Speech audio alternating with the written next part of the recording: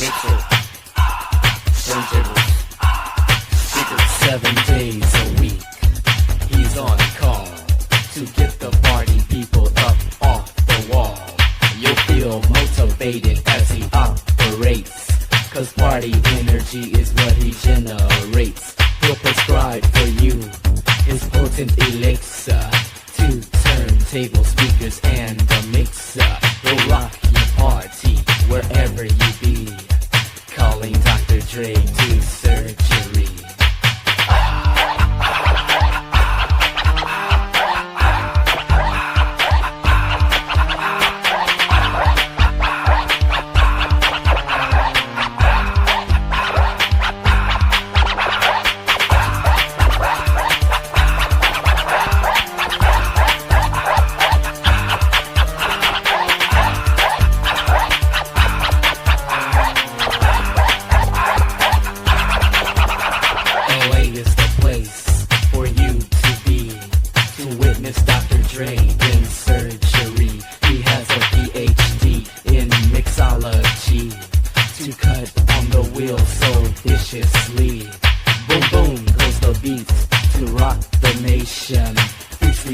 Mouth-to-mouth resuscitation. Come here, freak. Losa MC, Dr. Dre operates in surgery.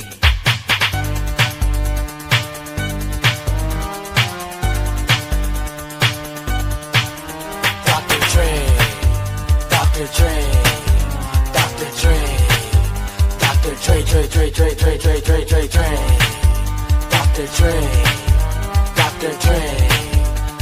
Dre, Dre, Dre, Dre, Dre, Dr. Dre, Dr. Dre, Dr. Dre, Dr. Boom, boom, boom, boom, boom, boom, boom, boom, boom, boom, boom, boom, boom, boom, boom.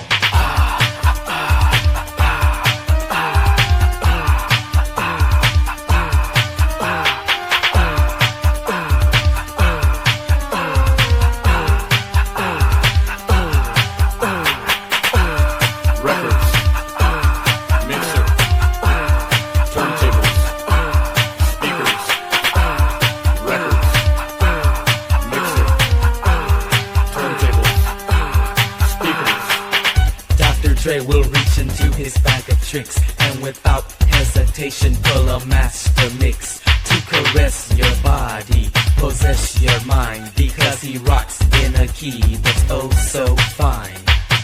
I'm Dr. Dre, gorgeous hunk of a man, doing tricks on the mix that no others can. The nurses say I'm cute, they say I'm fine, so you better beware because I'll blow your mind. The master of disaster, the wrecking cruise blaster. When he's on the wheels, nobody cuts faster.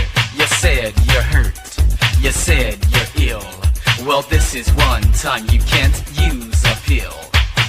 The wrecking crew is on your mind. With Dr. Dre button, oh so fine. So if you have an emergency, just call Dr. Dre to surgery.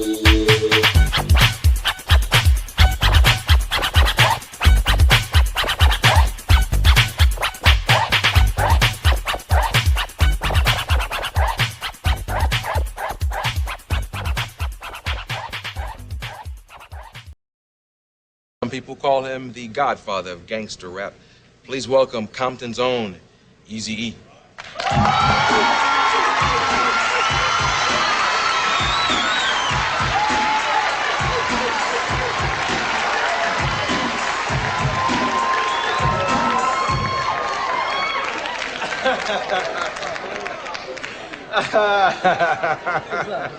Now how can I do an interview? What's up, man? Nothing much. Would you like to jump into the conversation and continue on any of those areas we hit? Where was you guys at now? Oh, gosh, we talked about everything. Something about the chronic or something. Well, we were talking about that, too, yeah. But what do you think about the resurgence of it? I agree with my man here. Yeah. I was like, yeah. Hey, can I ask you a question? about you personally, is there a misconception about Eazy-E that you would like to look into the camera and clear up? Because we hear so much, we see so much. What would you like to say about Eazy? Let me see. First of all, I want to start off with those studio gangsters out there. No, wait. I just want to define it for Middle America, a studio gangster. It's somebody that's not real. They go in the studio and all of a sudden become hard when they used to do dance music. Okay. You know, I'll tell you about it a little later. Okay. I don't believe nothing they say anyway. Talking about I ganked them for whatever and all that, so don't ever believe everything you hear. Yeah, okay. Feet are funny, aren't they? I'm just comfortable, man. You gave me this robe, so I have to I really am flattered. Gosh, where do we go next? I had no idea that you make money off product from Dr. Dre and Snoop. Now, how did that work out? Basically, I had Dre signed as exclusive producer and exclusive artist. Mm-hmm. So when Dre tried to make his deal over at Interscope, you know, I was included for the next 6 years. So you can say all you want to say. Basically, you could diss me all you want, but I'm going to get paid. Because that's why I say Dre Day is only Eazy's payday. And that's real. Why don't y'all just make up? He already made up. You ain't never seen him with the lipstick and Oh, lace? no,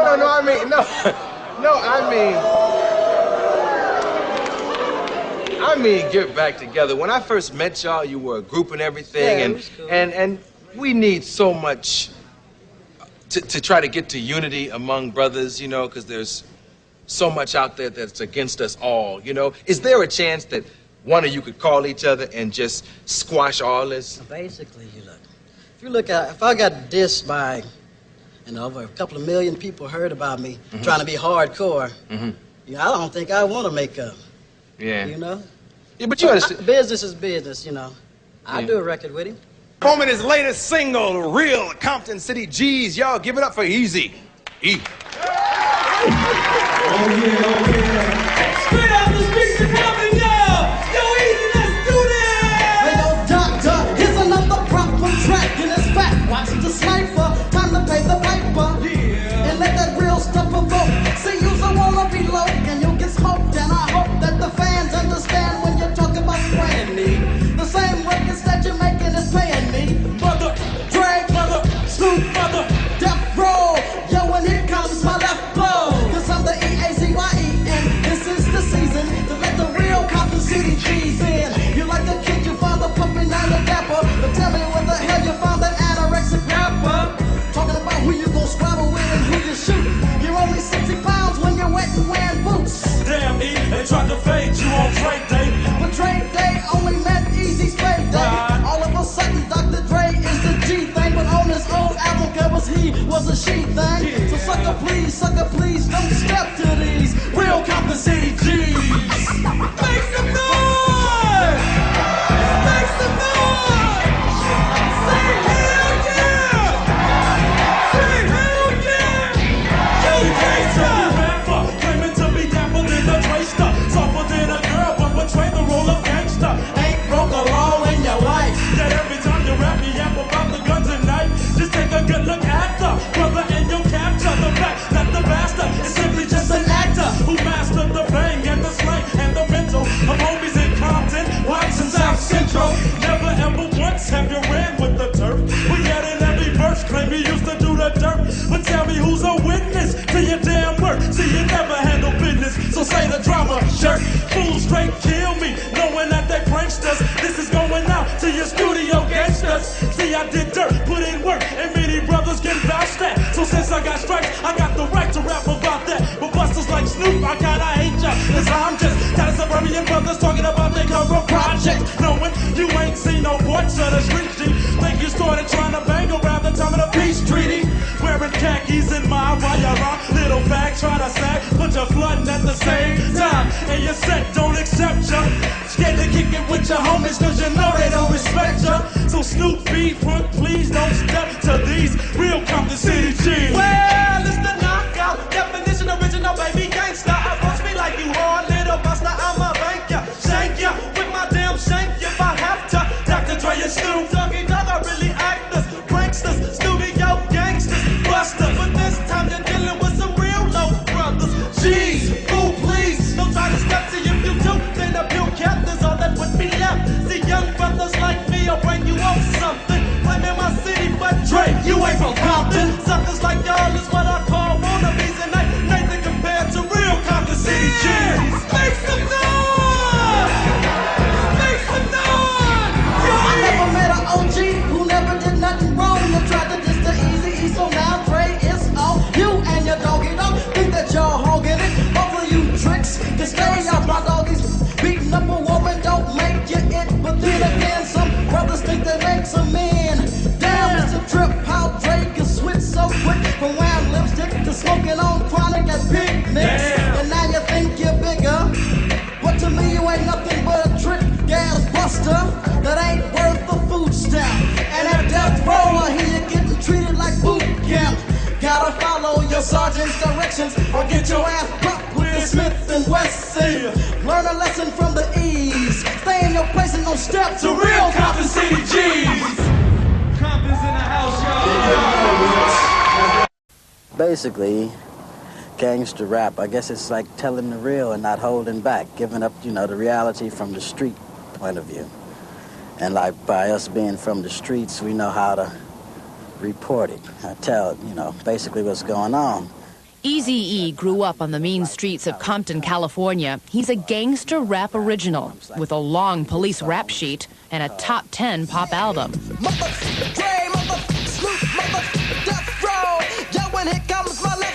And they say rap promotes violence and gangster rap does this and everything else.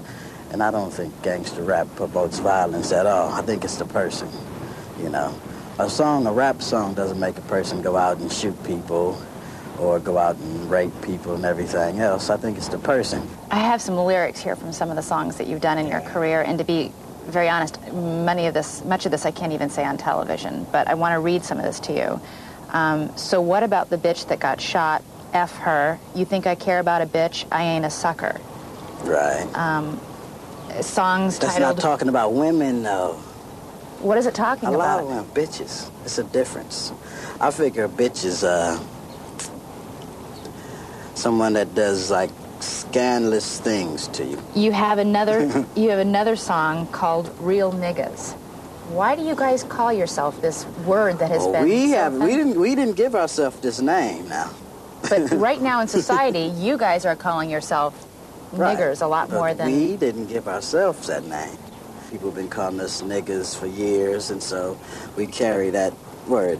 Right now, the word is like saying homeboy. The fact is that there are a lot of gangster records right now. There's a lot of voices for people who had no voice before. And when Sticky Fingers said, I hate your guts and I hope you die, my name is Sticky Fingers, my life is a lie, I want you to feel that in your chest. I want you to understand he's third generation 40 Projects, and he's that mad.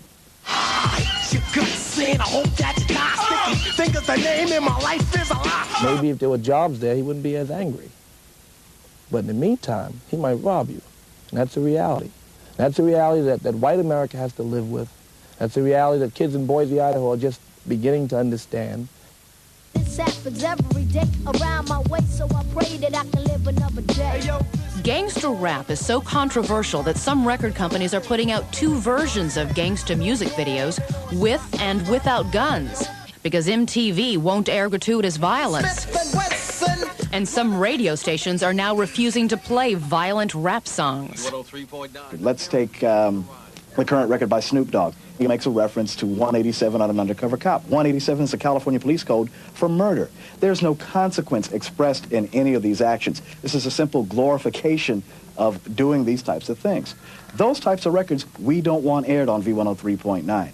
Reverend Jesse Jackson thinks gangster rap is perpetuating the problem of black-on-black violence. He is talking boycott. Record companies that make money off of pain and degradation must be challenged to stop doing it. And Challenged how? What do you... In some instances, they must be boycotted. We must take the profit out of the pain.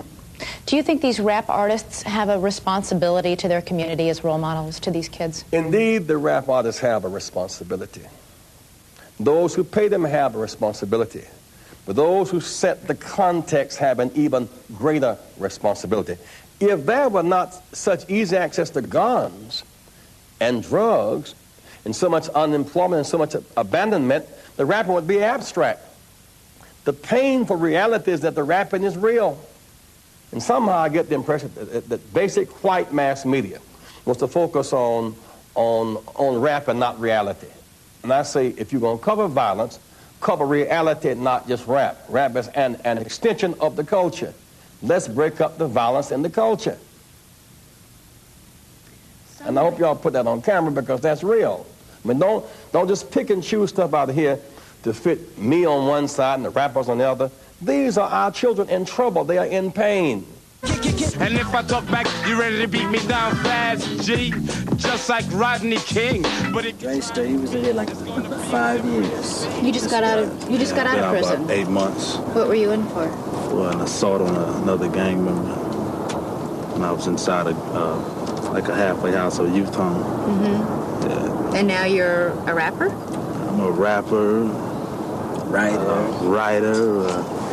arranger, everything. So this music that is being so maligned is actually kind of giving you a purpose in life and something constructive to do? It's giving me the only avenue I felt I had, you know. In a lot of songs and a lot of videos, they're featured young men with guns, that sort of thing. Any of you guys carry guns?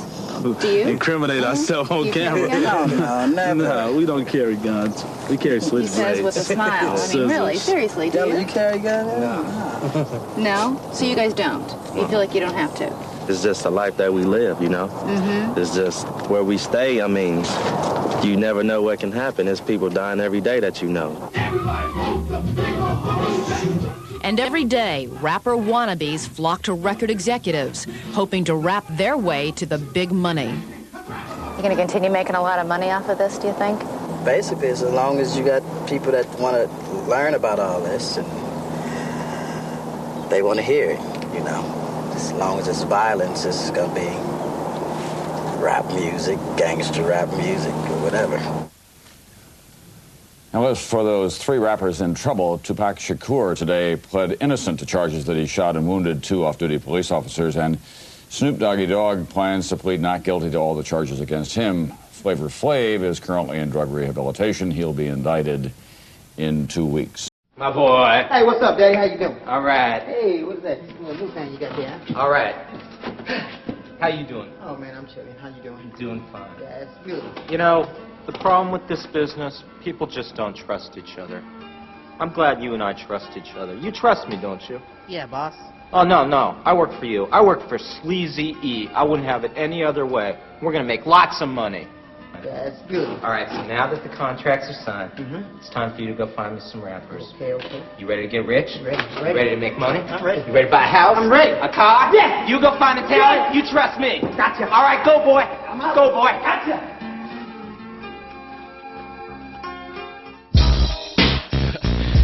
Yeah. Hell yeah. Know what I'm saying?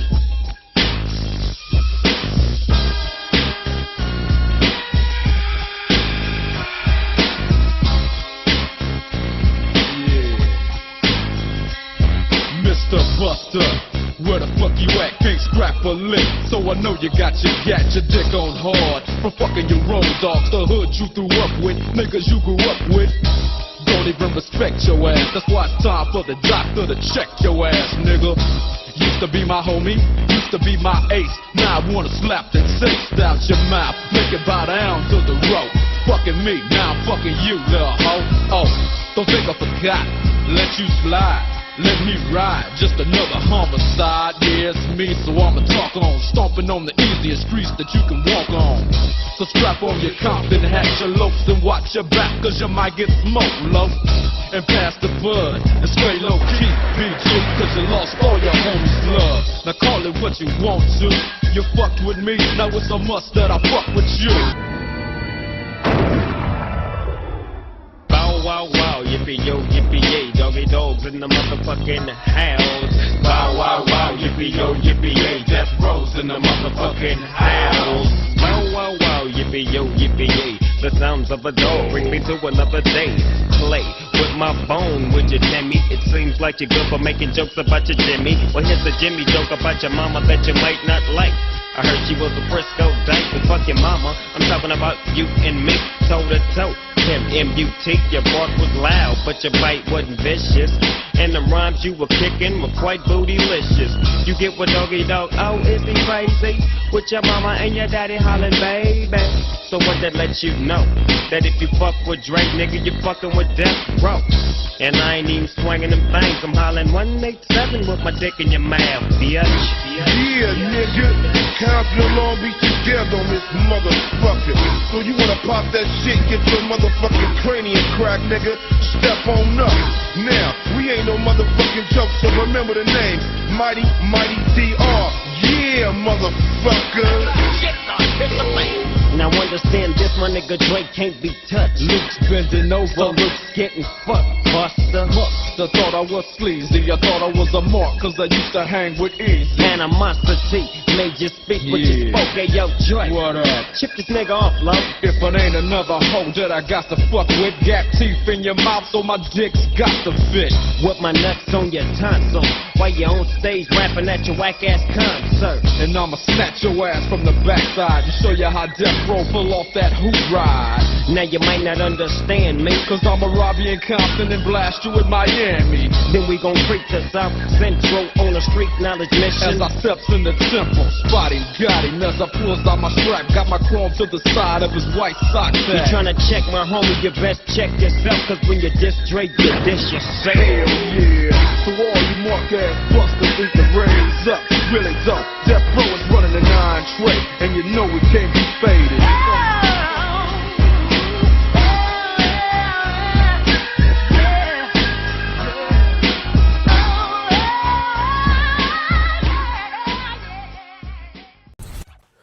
Back in like 82, about 81, 82, we used to cook at his mama's house. At Easy's house? Yeah, cook up the big shit. This is before I went to the prison. We used to cook up, and he used to be in the back room playing that shit. I was like, man, that's some bullshit. I swear to God. I used to tell you, man, that shit is garbage. So once I went to the pen, I had been hearing the music all the time because they didn't have no, they only had 3 TV stations up there, so you didn't see no videos or nothing like that. I had been walking with my cassette tape, listening to this, cruising down the street in my 64. Yeah. So one of the homies came up there and said, man, what the hell Eric Wright doing? I said, man, you ain't heard that song, Cruising Down the Street in my 64? Like, that's Eazy-E. I said, man, you got to be bullshitting. He said, yeah. So, yeah, Easy was like, worked it with us and everything. He started off, but I thought that shit wasn't going to work, but that shit, he came up like a motherfucker. Well, Eazy-E was a Kelly Park Crip. Yeah. Was Southside and Kelly Park cool? Yeah, the whole Alondra is really cool. Okay. Yeah, so the whole Alondra is all Crips.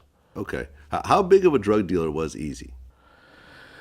Before I went, he was just selling like 8 balls and 4.5 and stuff like that. So he never got to kilos or anything? No, he never got to kilos. Okay. He had hit the music industry, hit it rich. Right. So basically, you sell drugs to be successful to get up out that shit. Yeah. And to get out the gang and all that shit, so you can provide for your family. Well, the kids these days are doing this shit is backwards. Like Chris Breezy, what's that other dude name? What's that dude? Soulja Boy. Mm-hmm. All them dudes doing that shit backwards. They wait to get $1 million to get in the game. Right. And I feel Suge did the same thing too. Yeah. He waited to got rich to get in the game. Yeah. That was stupid as fuck. I'm quite sure my boy wouldn't have even got with him if he knowed he was going to do that shit backwards like that. Because he was a college student. Yeah.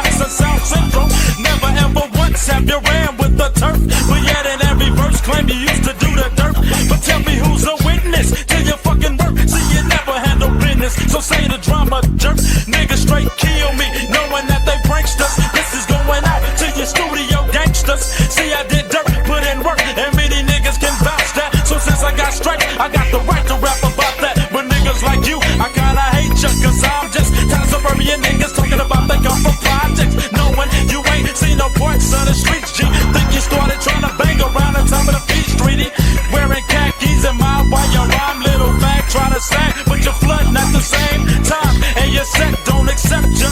Scared to kick it with your homies, cause you know they don't respect you. So nigga, please check nuts before you step to these motherfucking real. Well, it's the knockout definition, original baby gangster. Approach me like you hard motherfucker. I'ma bank ya, shank ya with my fucking shank if I have to. Dr. Dre and Snoop Dogg are fucking actors, gangsters, studio gangsters, busters. But this time you're dealing with some real motherfuckers.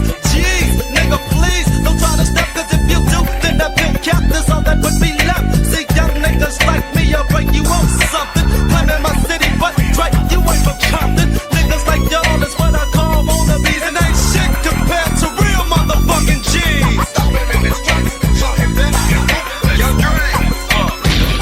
I never met an OG who never did shit wrong. You tried to diss an Easy, so now nigga it's on you and your doggy dog. Think that y'all hogging shit. Both of you bitches could come and suck my doggy dick. Beating up a bitch don't make your shit, but then again some niggas think it makes a man.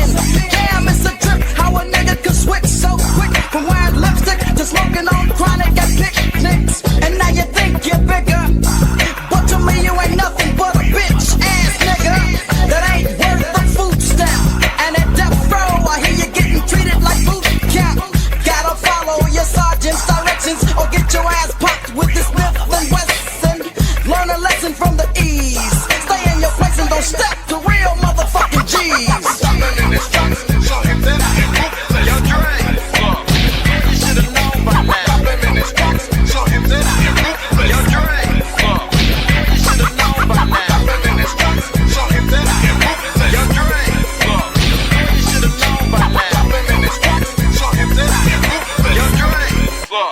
Boy, you should have known by now. Easy dope.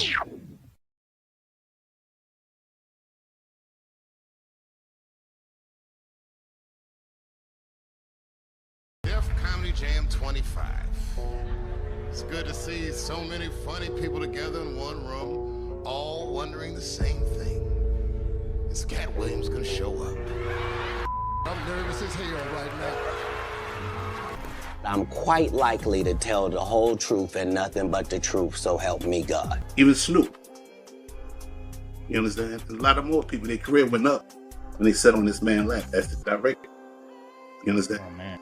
And that's why a lot of them sold their soul to be on the director chair. Tell us some of the differences between the PG version of the book and the R-rated. Like, what was changed in to the PG version? The rated book got Snoop letting Diddy rub on his hand. Damn. You understand? And that's where one of the X's come from. Snoop. Can you hold it up a little bit more? Let me see how that. Oh yeah, dang. You understand? We don't hold our man hand. We shake it and get it back in our pocket. Right. You understand? They got Diddy and Neo.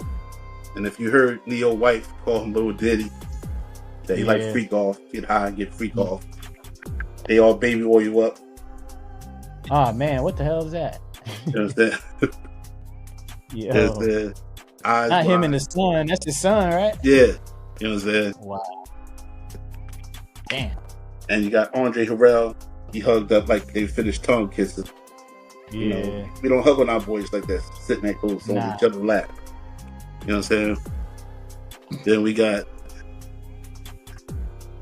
Snoop and Diddy, you know, in an appropriate way.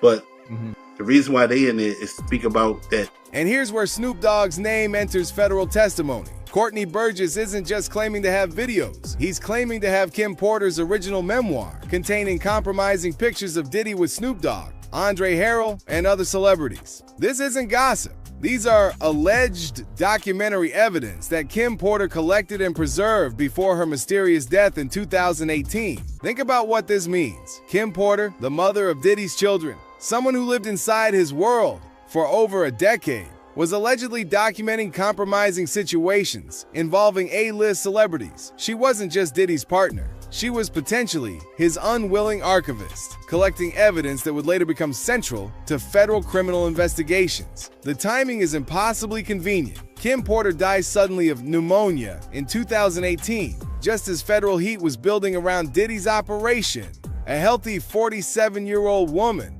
doesn't typically die of pneumonia unless her immune system is compromised, and Kim Porter's alleged memoir suggests she knew exactly what kind of danger she was in.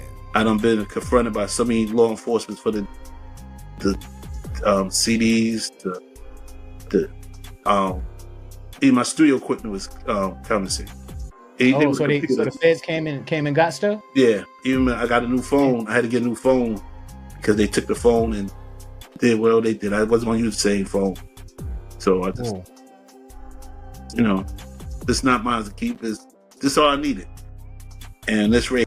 Federal law enforcement confronted Burgess and seized his devices, but he had backup copies. This confirms that federal investigators believe these materials are legitimate enough to warrant criminal investigation procedures. They didn't dismiss Burgess as a conspiracy theorist. They treated him as a key witness in an active federal case. But Burgess isn't the only witness placing major celebrities in compromising positions at Diddy's events. Federal prosecutors have multiple accusers providing corroborating testimony about celebrity participation in what prosecutors call freak-off parties. Someone said that when they did the raid, I'm on them tapes, and there's multiple A-list celebrities running a train on me, including certain people that are presidential.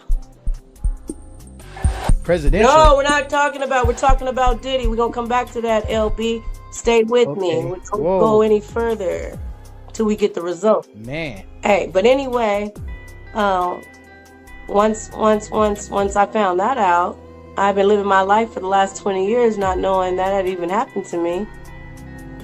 And now because they found out that I know that I'm on them tapes with them doing that to me, these are people that have smiled in my face since then. I had no idea that. But if there's a certain way the tape is going to come out, and there's a certain way that it never will. She's not just on the tapes that HSI raided from Diddy's properties, but there are A-list celebrities on those federal evidence tapes, including Snoop Dogg. And she's hinting that these tapes will be released eventually. When Homeland Security investigations raid someone's properties, they don't just take random materials. They take evidence that federal prosecutors believe will support criminal charges. The fact that this witness specifically names A-list celebrities, including Snoop Dogg, means federal investigators have video evidence connecting these celebrities to criminal activities. Federal evidence about Snoop's current alleged involvement with Diddy becomes exponentially more disturbing when you examine the historical pattern of questionable loyalty that industry insiders have been documenting for decades. When Tupac got shot in Vegas, was Snoop at the hospital? So, Snoop didn't go nowhere near the hospital. So when it happened, as you know, for some strange reason, but now we know the real reason, Snoop did not attend the fight with us or the club, the after party at Club 662. And what's so crazy about that, we thought it was strange that he wasn't there. This is the first one he didn't attend. And according to Warren G and everybody else, now we know why he didn't. But to get straight to the point was this. I was at my house in Vegas, and I started calling Snoop, telling him, hey, what's up? You know? Like, it's something wrong with this situation.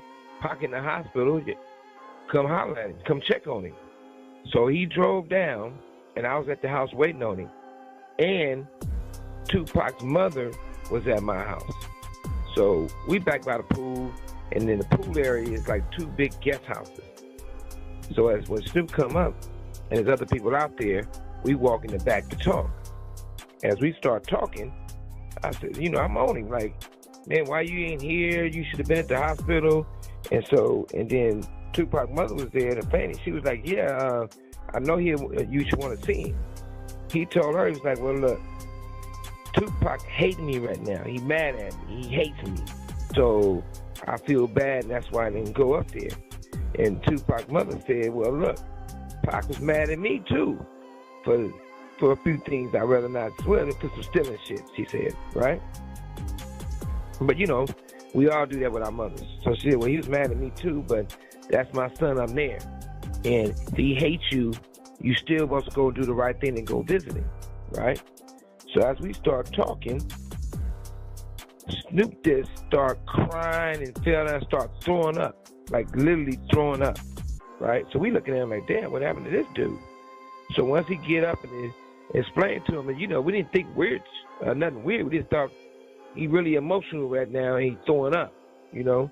So when he got himself together, we were still talking to him.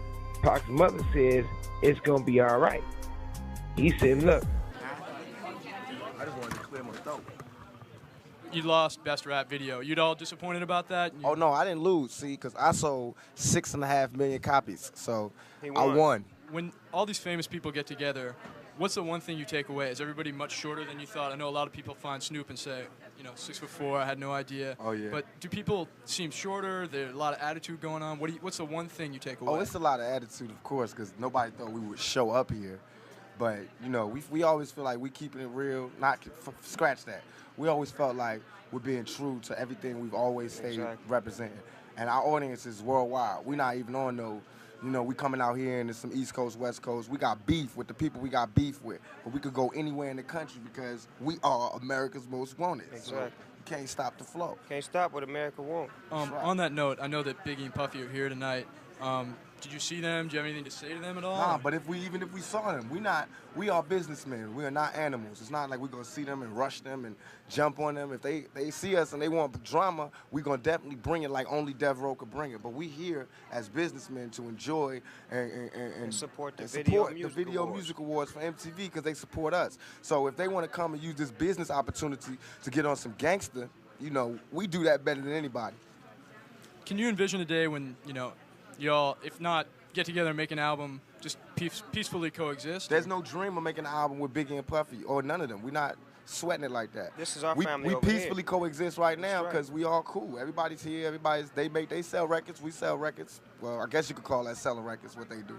We sell large amounts of records, and they sell a few records. And really, it's no competition. People are really making too much out of it than it is. It's really just if you want to talk, we're going to make it specific as to what you could talk about and what you can't talk about.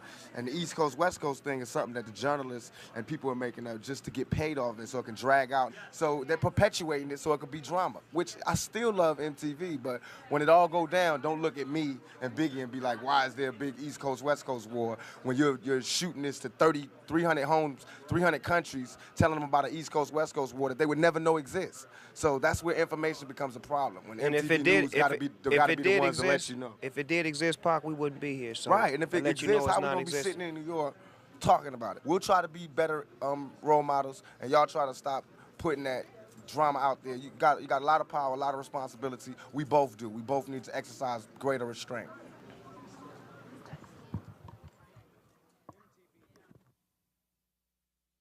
He's exposing a systematic pattern of how the industry uses S-compromise to control major artists. Exactly the kind of control that federal prosecutors are now documenting in the Diddy case. You walk into a party, standing in there is Puffy, Dre, Snoop. What do you say? First of all, you know I don't go to those kind of parties. You know, I'm straight. Direct and unambiguous, Suge Knight is stating outright that both Diddy and Snoop are gay, not as an insult, but as factual information about their private arrangements. Coming from someone who ran Death Row Records and had intimate knowledge of industry operations, this isn't gossip. This is insider intelligence about how control operates at the highest levels of hip-hop. Because this has been going on in the industry for a whole bunch of years, for decades. And at the same time, you know, nobody wants this to be true, and it shouldn't have to be true. But if we don't fix it and do something about it, history will constantly repeat itself. Now, Suge, you said something early on that I want to get clarification for the audience, Suge. You said early on, you can't just look at Diddy in isolation. You said this was done to him. He learned from others, and it was done to him, and then he did to others. To me, that sounds like what I hear when people are talking about situations, you know, hurt people, that someone was they wind up being a perpetrator. Is that what you're suggesting about Sean Combs, that he was and he now? Yeah, I think that's absolutely right. I think he repeat what was done to him. And like I said, if you look at Russell Simmons, you know the truth. Drdreactor, you know the truth. Pride Davis, you know the truth. Jimmy Iovine, you know the truth. So there's not certain things that all of a sudden you got this. The industry is a quick business. It's been like that for a long time. And here Suge reveals the systematic nature of this control mechanism. This has been going on for a long time. It's not isolated incidents, it's institutional practice. The cycle of mistreatment that Suge describes is exactly what federal prosecutors are now documenting in Diddy's case. Powerful industry figures using coercion and compromising situations to maintain control over artists. Suge claims that victims become perpetrators as they rise through the industry hierarchy. This explains how someone like Snoop, who may have been initially victimized by this system, eventually becomes complicit in perpetuating it with the next generation of artists. I look at real plain and simple. Ain't no whistleblower. Facts is there. But right now, I don't care if it's T.I., I don't care if it's Rick Ross, I don't care if it's Jay, I don't care if it's Snoop, I don't care if it's Game, I don't care if it's Dre. Nobody's stepping up on the fact that you know what's going on. Nobody's defending him. You're right. Guys at Interscope. It all started with this account here, where he posted, "It looks like he passed the boiled egg test." Nobody knows what the boiled egg test is, but I'm gonna tell you what it is, all right? And if you're ready for it, and if you're sure you wanna hear this, then please stay tuned because it is weird.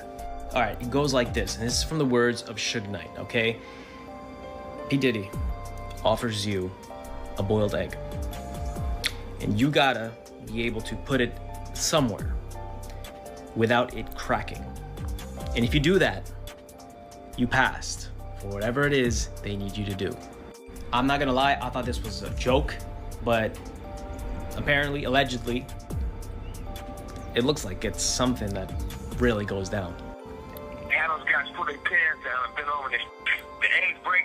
They say they're not ready yet. This fan testimony reveals what appears to be an industry initiation test called the boiled egg test. And according to street sources, Snoop Dogg passed it. The fan notes how obsessed Snoop is with boiled eggs, constantly posting about them, eating them publicly, making them part of his brand identity. This might seem trivial until you understand what federal prosecutors are documenting about initiation rituals and submission tests used to control artists. The boiled egg test isn't about food. It's allegedly about demonstrating willingness to perform specific acts in exchange for industry access. When federal investigations heat up around someone you've allegedly been intimately connected with for decades, innocent people typically respond with shock and support for justice. Guilty people respond with defensive confusion and strategic distance. You've been able to see it all. Are you surprised at what is happening with Diddy right now? Very surprised.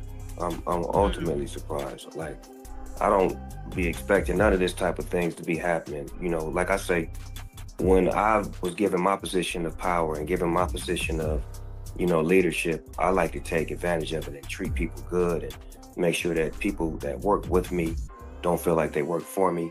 And when they're ready to leave, and if we have a misunderstanding, if there is a separation, it's ended on love. It's never bad vibes or anything of that nature. So I try to be a better boss based off of the bosses that I was around when I was just an employee, just an artist. So I try to like take the good things that they did and subtract the bad things that they did. Some of the things I didn't know what they did because I was only entitled to certain information as an artist or a friend.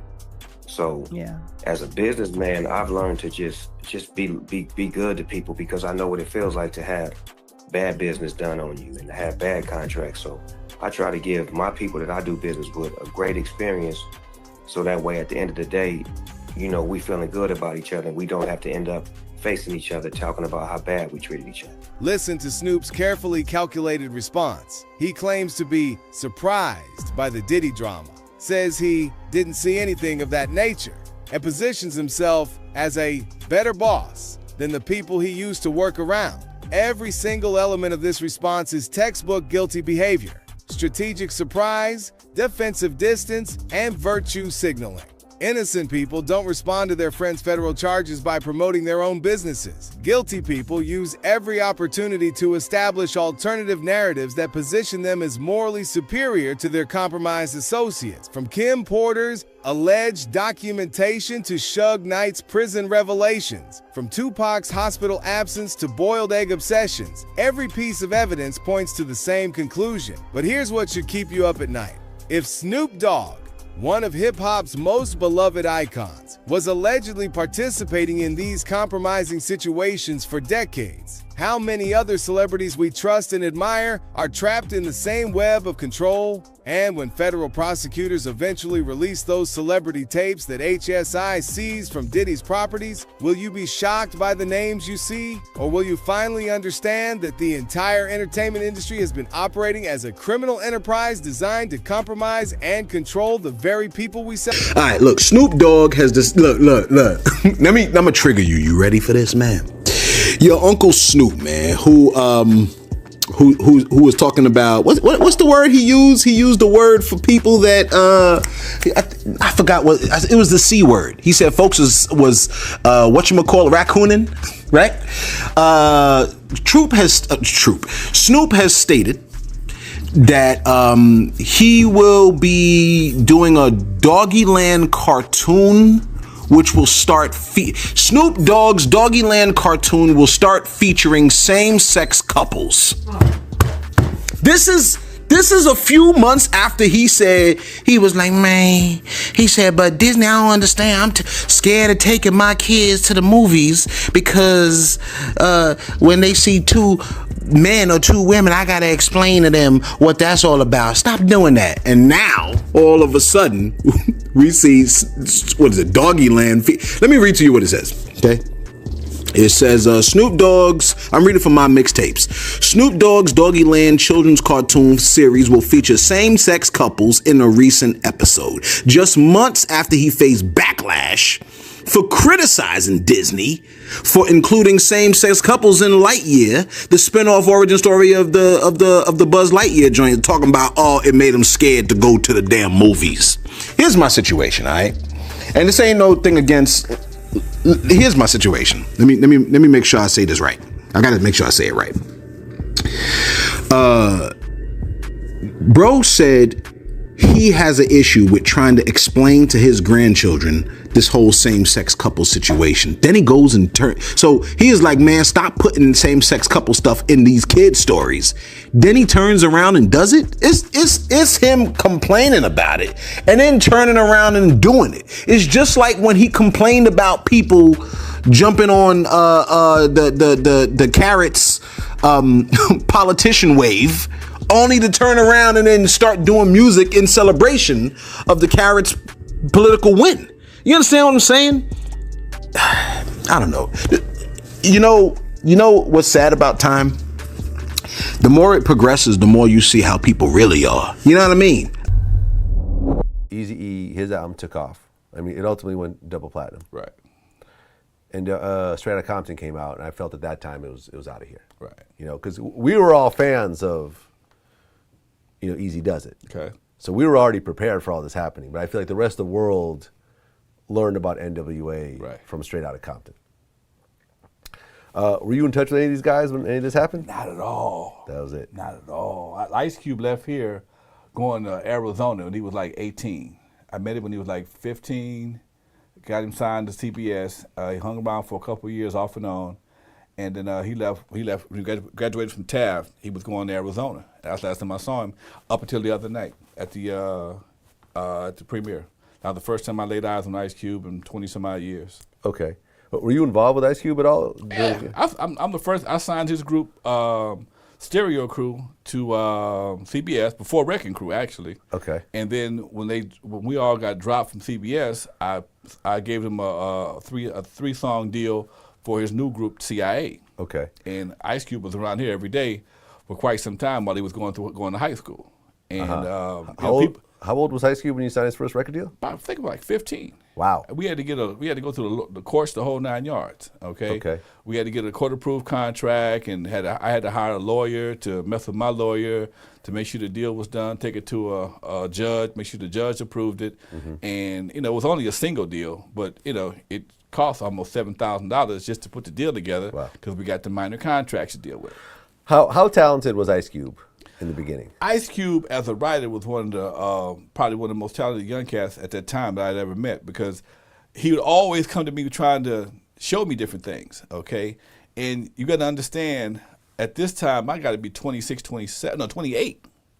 Ice Cube, like 14 years younger than I am, maybe 13 years younger than I am. He's 15. Yeah. So I'm not really getting what you're saying. I'm doing business.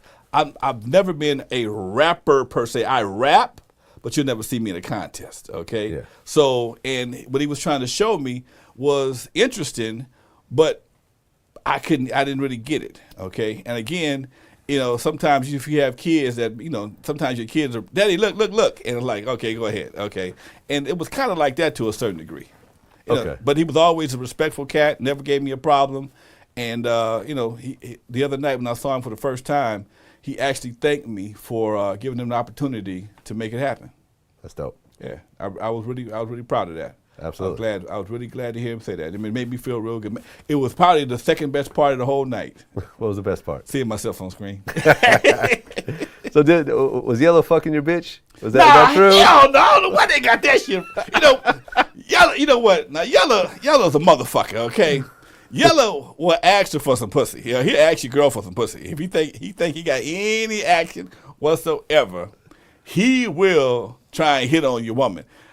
Well, we all had so many women back then.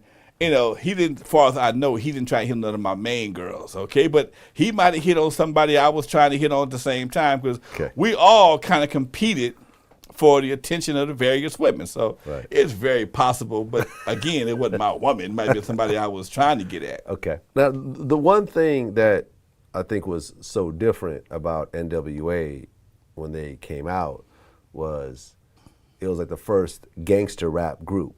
And they rapped about gangster shit. People getting killed, gang banging, gang signs, a bunch of shit that I never knew about because I grew up middle class. Okay.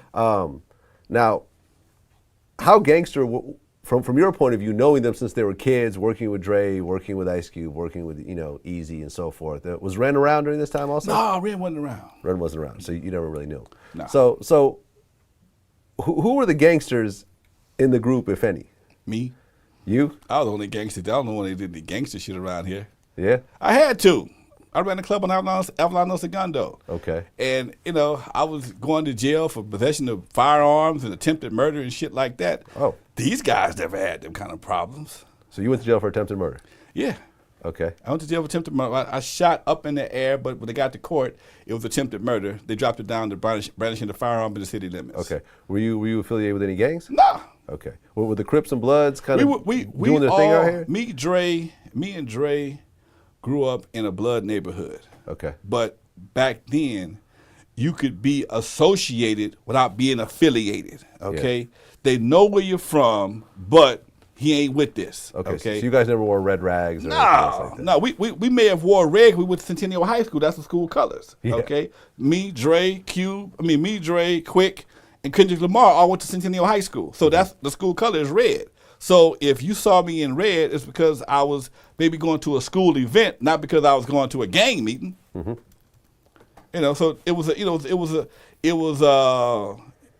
a different time back then. Okay. What about Easy? Easy was a lot more street than we were. Okay. Easy was supposed to be from Atlantic Drive, and he may have been a little bit more involved than in the hood activities than any of us were. Okay. I mean, was Easy selling drugs to finance all the stuff that you guys were doing? I have limited knowledge of Easy's drug distribution. Yeah, he did a little something. But he wasn't like he was Nino Brown. Okay. He wasn't Scarface and no shit. He may have moved some ounces or maybe a half a bird or something like that. Sometimes guys would get it and pick it up because he knew one guy that had it, and the guy who wanted it didn't trust the guy because he didn't know the guy. Yeah. Because Easy may have known the guy, he may have picked it up for him and delivered it. Yeah. But I don't really know the details of that part of his life. Okay. Now, what about the Ice Cube? Ice Cube was a great kid, just a nice kid. So Ice Cube wasn't gangbanging at all. No. Was it a little weird hearing about all this gangbanging stuff from someone that doesn't gangbang at all? Fuck me up. Yeah. The fuck who? I'm like, you got to be bullshit. Like songs like Gangster. Like I thought Ice Cube was the most gangster motherfucker on the planet. You know what? I thought Ice Cube come in here and kill everybody. You know what I mean? He's a great actor. That's what it is. He's a great actor. You know, and and I think probably one of my only problems I had with the whole NWA thing is that because hip hop is based on keeping it real, keeping it 100, most people don't vet the artist that they are idolizing.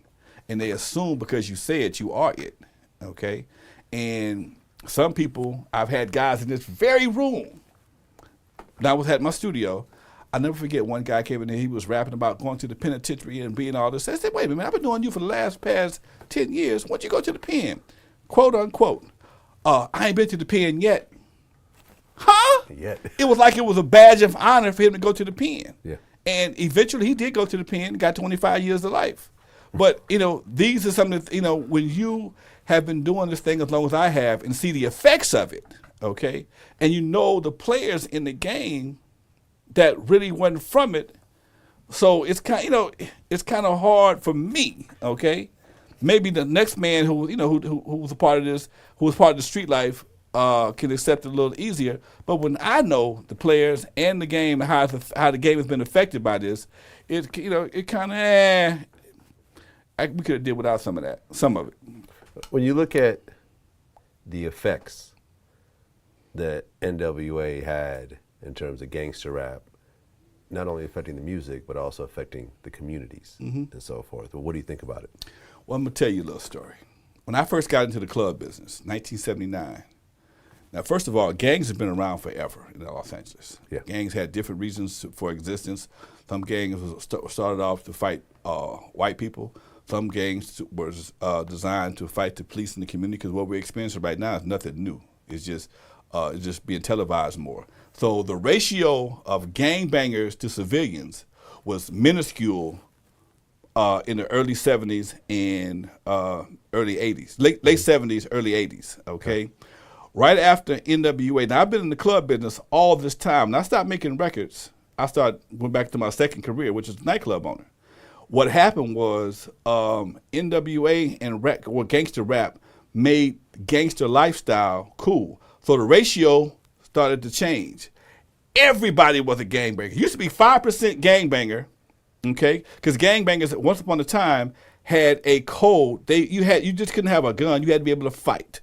You had to have something to bring to the hood other than a pistol. Well, at some point in time, when the dope and the gangbanging became profitable, everybody became a gangbanger. So now you got 95% gangsters or 90% gangsters and 10% civilians.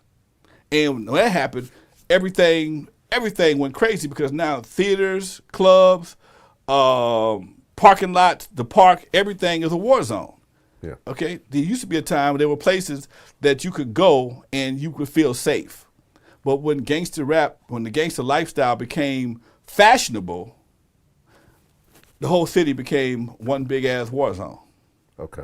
Do you think NWA is part of the reason? I'm not gonna say NWA by themselves, but they helped make it fashionable. O'Shea's cool, right? I mean, O'Shea in the strength that the brother's an entertainer. Other than that, he ain't no gangster. Ice Cube was never a gangster. He was never a gangbanger. He articulated what was going on in his community, and put that on record. Let's face it, gangster culture and hip-hop go hand in hand, and a lot of rappers only thrive by keeping up that tough image. But there is one of hip-hop's biggest names that slipped up and lost that hard-earned street cred, especially with the gangs of LA. And that's exactly none other than Ice Cube, the same guy who gave us the timeless hit It Was a Good Day back in 1992. Yesterday, them fools tried to blast me.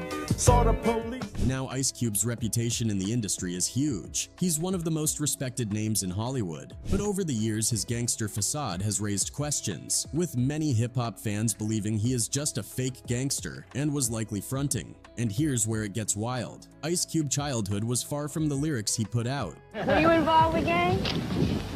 Kind of, because it was like, I knew all the gangbangers, but I didn't really go and put on the colors and was like trying to do dirt because I didn't see no money in it. So I used to. He actually didn't grow up in the rough neighborhoods as he often rapped about. In fact, according to his biography, he was a well-educated, privileged kid who went to some of the best schools back in the day. This revelation supposedly set fans off, sparking debates over how a privileged kid could rap about a life he never lived. And let's just say, the OGs in LA didn't take kindly to the news either. Many in the streets saw Cube's gangster act as disrespectful, supposedly claiming that his attempt to cash in on a lifestyle he never truly knew was a slap in the face to those who lived, and even died by it. Ice Cube is not a Crip. He's not a Blood. He's not really a thug. He's an entertainer. And that's the real. And you gotta get that out your head. Because what he talking about, he ain't living. And what I lived is what I'm talking about. Those are scars. Come on, 19, 20 years in prison. YA, camp, juvenile hall, San Quentin, Folsom, Soledad, Corcoran, Pelican Bay. Let's dive deeper. Most of us recognize O'Shea Jackson as either the bold rapper or the Hollywood actor, but if you call him by his stage name Ice Cube, you might immediately think of his legacy in the music industry, specifically for his role in shaping what's now called gangsta rap. In fact, Cube himself has often claimed to be the creator of this hard-hitting, edgy form of rap, which he fully embraced when he joined NWA, an asterisk Gaz Wit attitudes, and became their main lyricist, giving the group its voice with his gritty, confrontational style. But here's where things get tricky. Ice Cube's lyrics, though vivid and raw, have always focused on the harsh realities of gang life. While his music might paint him as someone who's lived through the struggles of gang culture, Cube has actually been in the music industry since he was a teenager, living a life of artistic success far from the gang lifestyle he raps about. Yet even now, Cube's image hasn't changed much. Just look at the cover of his 2010 album I Am the West, where he's holding a gun and dressed in classic gang attire, a Dickie suit and Chuck Taylors, even though by now he's a man in his 50s, out of touch not only with current street fashion but arguably with reality itself.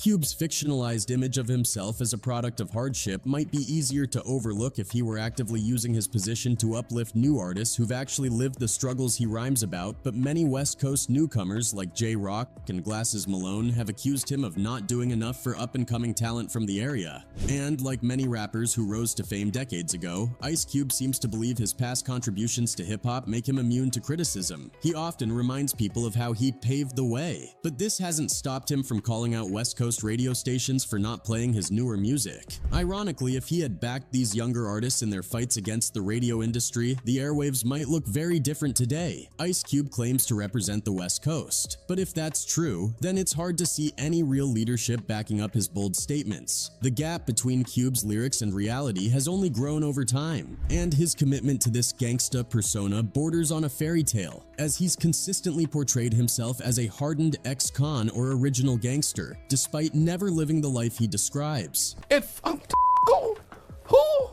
I'm like, you got to be bull. I was like gangster.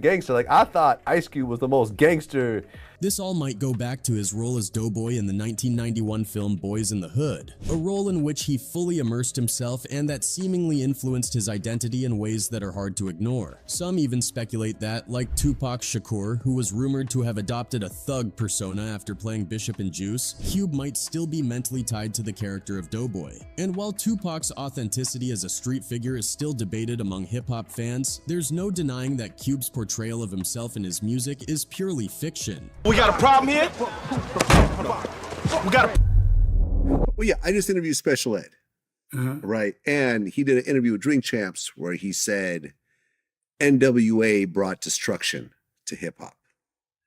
And all these people got upset. Like Exhibit, like, kind of threatened him on Instagram and, oh, yo, you know, and then a lot of people argued, oh, no, that's not what happened. What about racism and COINTELPRO? What about isms and shit? You know, like, whatever. You know, but what I said to him was like, you're actually right. Yeah, I remember how me and my friends became more aggressive listening to NWA and wanted to emulate. Luckily, I didn't take it too far, but like at that time, it was like, yo, we never heard anything like this. And what he said was also interesting. He said, listen, I don't really care what other people have to say about this. He's like, I actually know NWA. So him and Ice Cube had a conversation. What Ice Cube told him was, listen, originally when we made this music, it was almost like a parody of the hood. And we didn't really expect it to go very far. But before we knew it, it became this worldwide phenomenon. And it's like we just had to run with it. I did have a discussion with Cube, and he understands where I'm coming from, and I understand where he's coming from. They say that they were just making, I wouldn't say parody, but records for the hood, selling out the trunk. It wasn't intended for global scale marketing, but that's where it was taken. If you think, okay, you thought Ice Cube was a gangster, it's silly to think that now, right? Yes. He's a guy who does family movies. Exactly. But he has a basketball league. So if you too dumb to learn these lessons, well, fuck you then. Yeah. You know what I mean? It's not, nobody's a hater. I'm not talking shit about Ice Cube. I'm saying he's an amazing, he's a family man. He's an artist. Dr. He's an Dre, actor, he's a I rapper. know these people. Yeah. Snoop. I mean, I just hired Snoop's dad, Papa Snoop. We had a great time. He's in the movie that I just produced, that I directed. But there's a bigger thing here. People could, hopefully they're not so far gone that they're just going to believe. Try to believe somebody who's in front of camera and making believe for a living. I would hope you'd be able to listen to what I'm saying, because I'm on this other side of the camera. But if you want to be a dumbass, be a dumbass. But the fact is, there are people who get the point. I'm trying to remember who I spoke to about this. They're telling me about how they were, I think it was one of the Hughes brothers, but they were hanging out with Eazy-E at the time. And they were saying, I think it was the Hughes brothers. I could be wrong. But they said they were hanging out and NWA had a photo shoot. Mm-hmm. And all the NWA guys showed up. And they had all this Versace on and all this linen and all this fly clothes. They took it all off, put on their black uniforms, their Raiders hats, their Kings hats, their Carhartt jail jackets, scrunched up their faces, pulled out some guns or whatever else. And they're like, cut, we're done. Okay, they put back their Versace and went back into their regular daily, took off their costumes and went back into their daily, dress code, how they dress outside of these photo shoots. Yeah, I mean, like.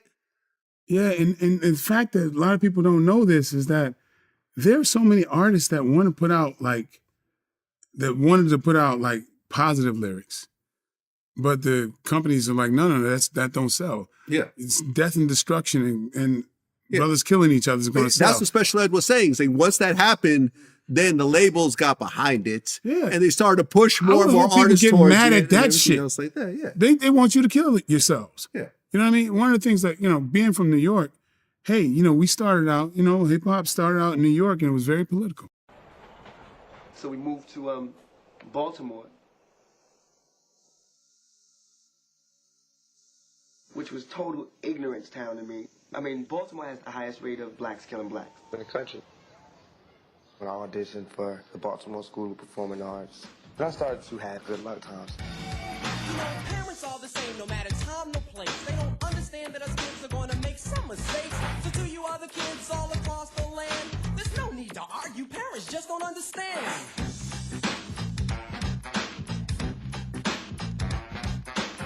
I spent 3 years in Baltimore, my high school years. I made a lot of friends. Like John Cole and Jada Pinkett. You should have seen this girl's bodily dimensions. I honked my horn just to get her attention. She said, was that for me? I said, yeah. She said, why? I said, come on and take a ride with a hell of a guy. I loved my classes. We were exposed to everything.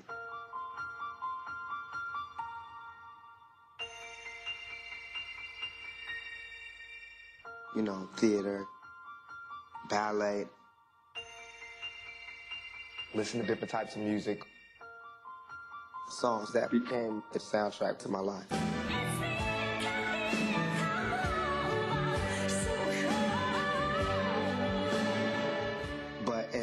boys' high school, it's not like that. They don't have trips to go see this Broadway play, and they don't read things we were reading, and they didn't know what I was talking about when I was like, yo, Shakespeare is dope. They don't have the same experiences that we had.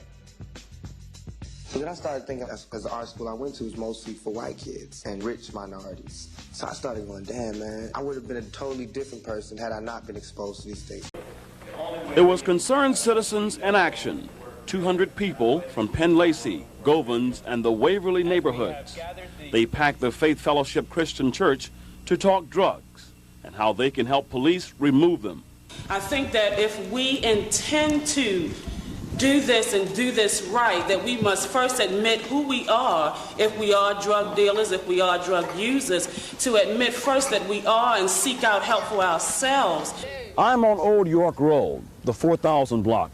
Police say this is a hot spot for drug dealers, and neighbors agree. Old York Road is just one of the places neighbors want cleaned up.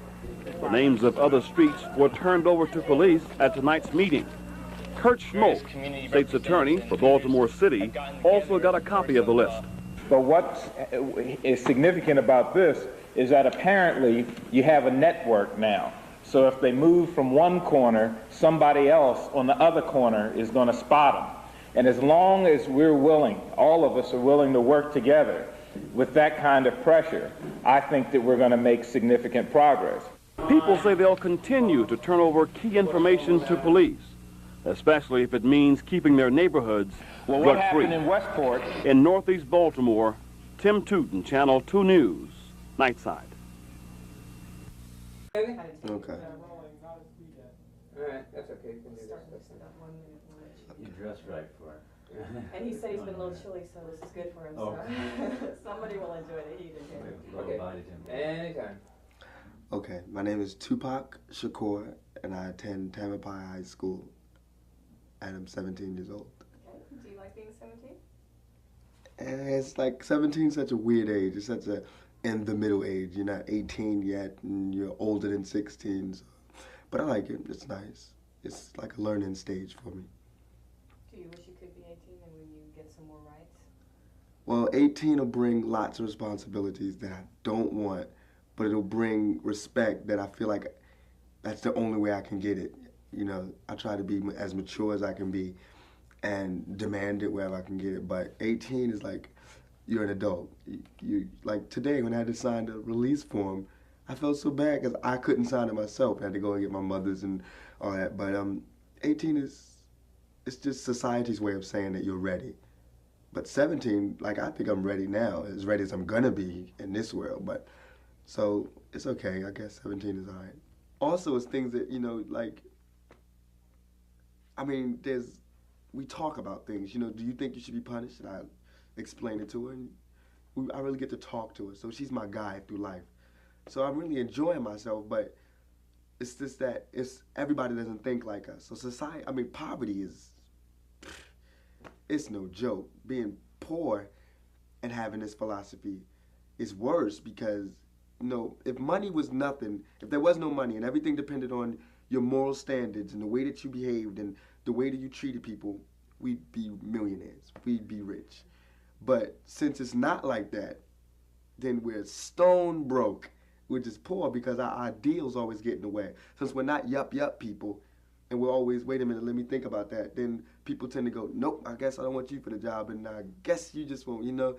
And so that's the only thing that I'm bitter about, is growing up poor because I missed out on a lot of things. Still growing up poor, you know, I miss out on a lot of things, and I can't always have what I want or even things that I think I need. So I missed a lot of things like that. But I know rich people or people just well off who are lost. So I feel like my mother made a lot of decisions in her life, and that's what we always say. She could have chose to go to college and got a degree in something and right now been well off, but she chose to analyze society and fight and do things better. So this is the payoff. And she always tells me that the payoff to her is that me and my sister grew up good and we have good minds and everything, and we're ready for society. But we just didn't have money and we didn't have the things like that. So that's the only bad thing, I think, is poverty. If I hated anything, it'd be that.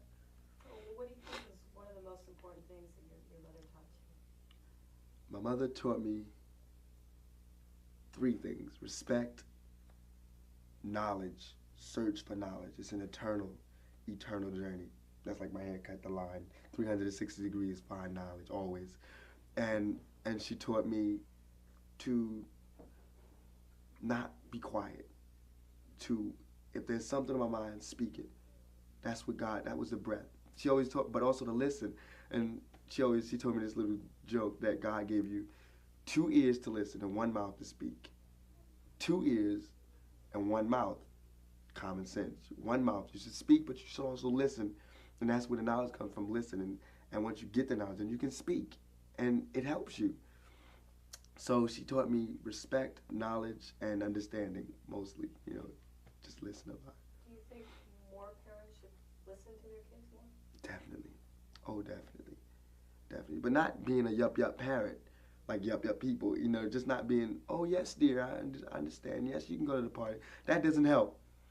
Those produce even worse kids because it produces ambitious but unready children, you know, and those where our martyrs come from, you know. So I think they should listen but analyze what they're saying. Just don't push them through the path and don't hold them from going to the path, but help them through the path. That's what I think should happen. Pizza took so long.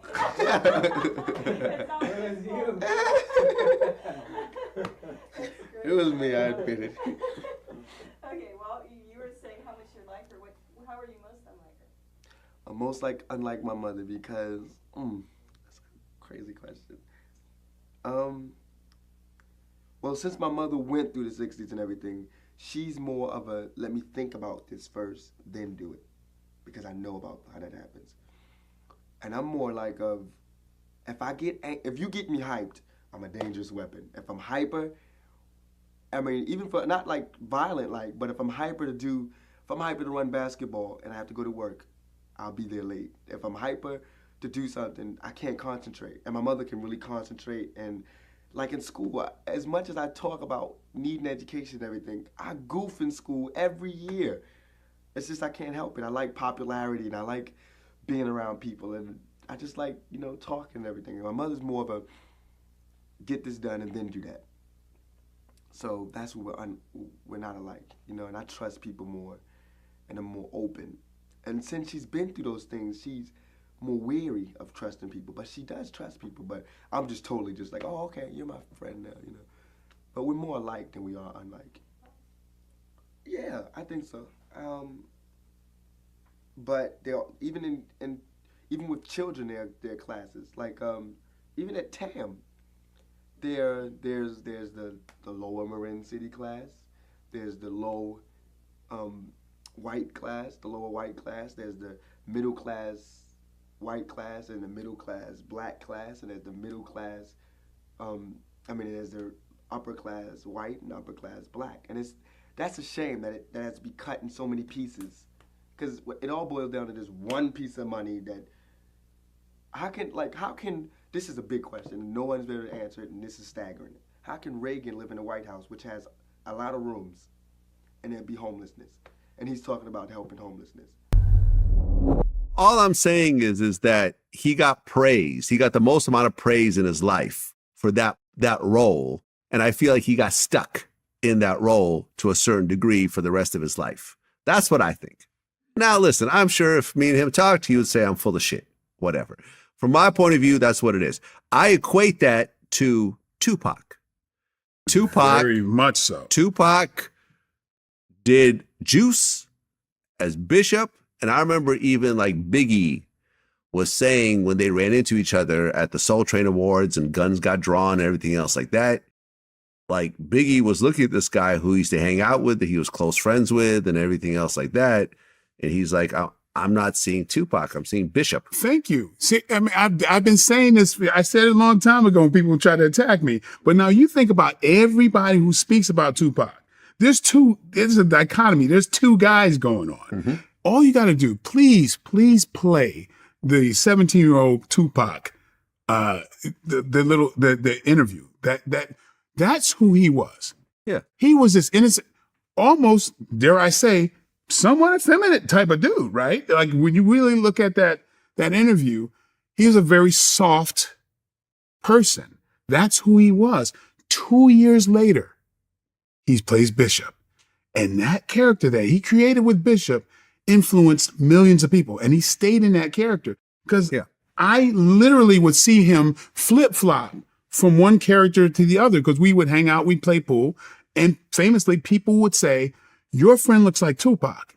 And they didn't think that could be him because he was more like that 17-year-old guy.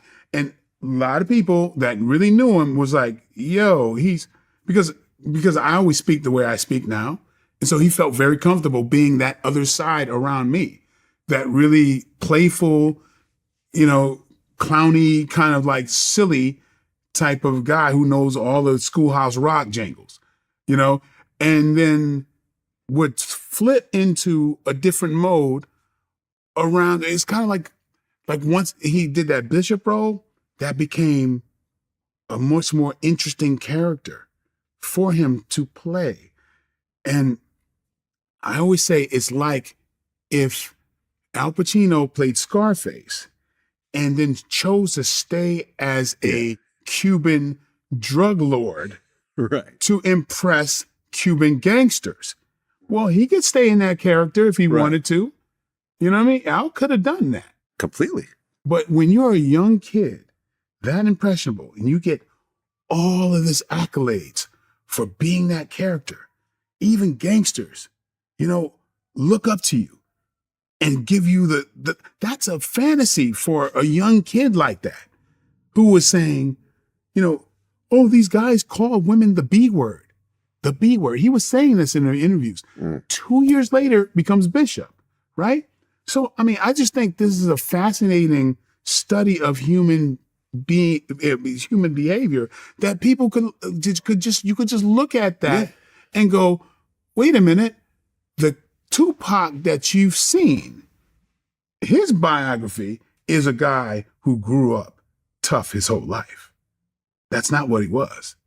Simply, that's not what he was. He grew up poor his whole life. Yeah, but you would think he grew up in the hood his whole life. And you know good and damn well that wasn't a scenario. Yeah, no. Because he hopped around different cities, from Baltimore to Marin to New York. When he's 17, yeah, he's a background dancer for Digital Underground. Correct. And then he gets cast in Juice. Right. So that it's fascinating when you just think about this imagery. It kind of connects with the Seagal thing. There's an image that somebody's presented.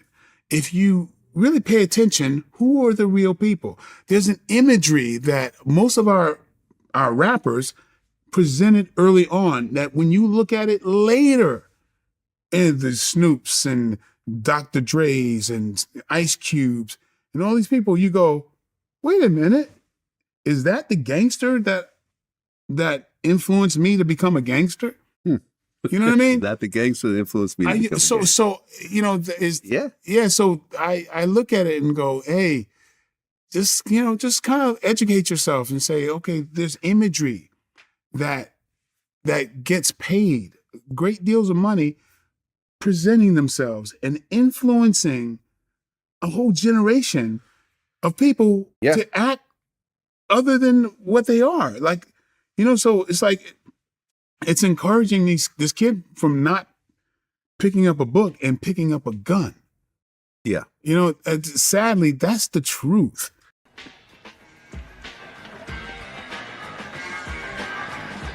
Lost.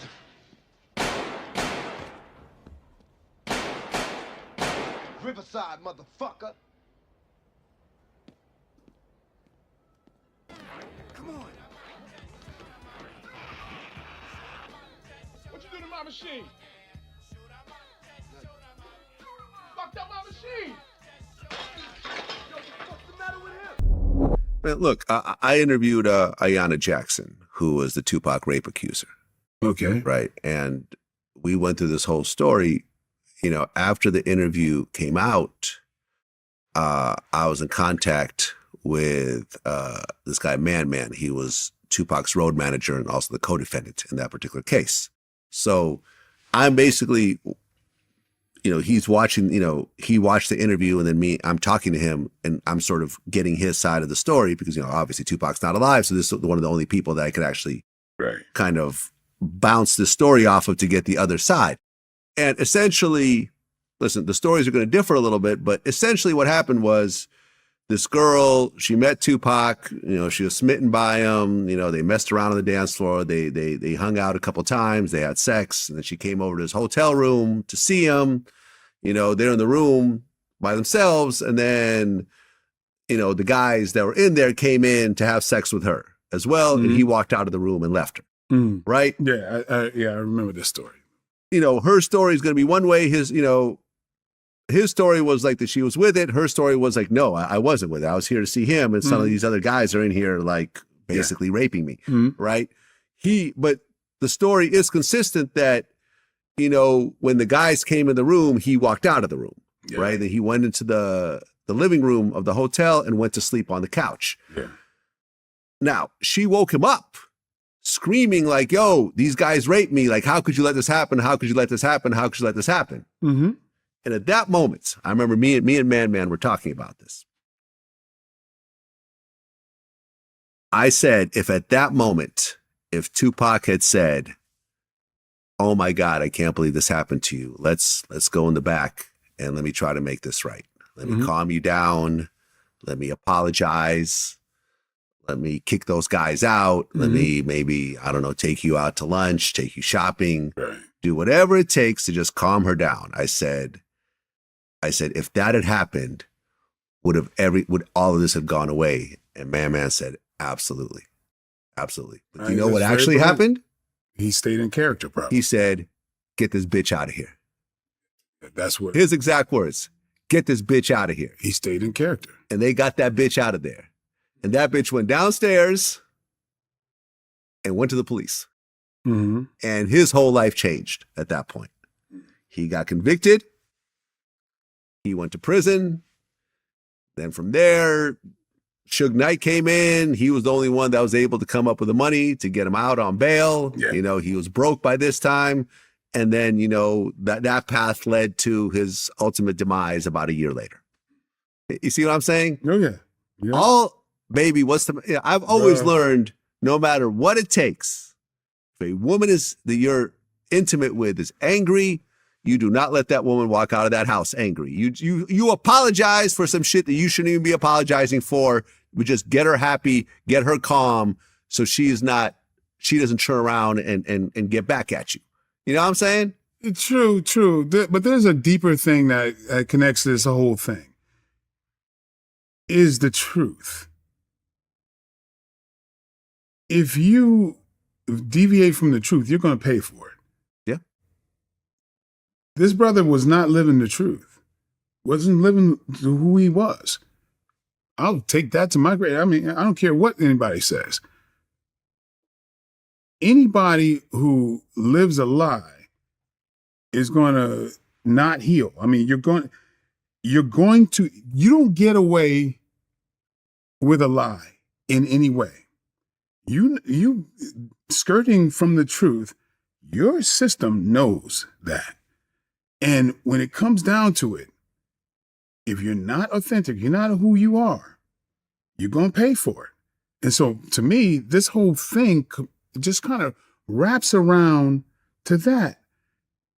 If this brother, I believe, like again, I think the takeaway is, if you're not living truthfully, you got to hold up this lie. And I believe that's the lie that took him out of here. Because I got to behave like a gangster. And he does stuff that he feels a gangster would do, which every gangster that has been interviewed said, I wouldn't have done that shit. Yeah. I wouldn't have jumped on Orlando Anderson. No, I knew he was here. But he goes and does that because he's in character, and what happens. It wasn't right. I can just say that. So the guy we went with, his name was Lamont Brewster. We went with him and Tanisha Arnold. They was married. And shit, MC Light left with Tanisha Arnold.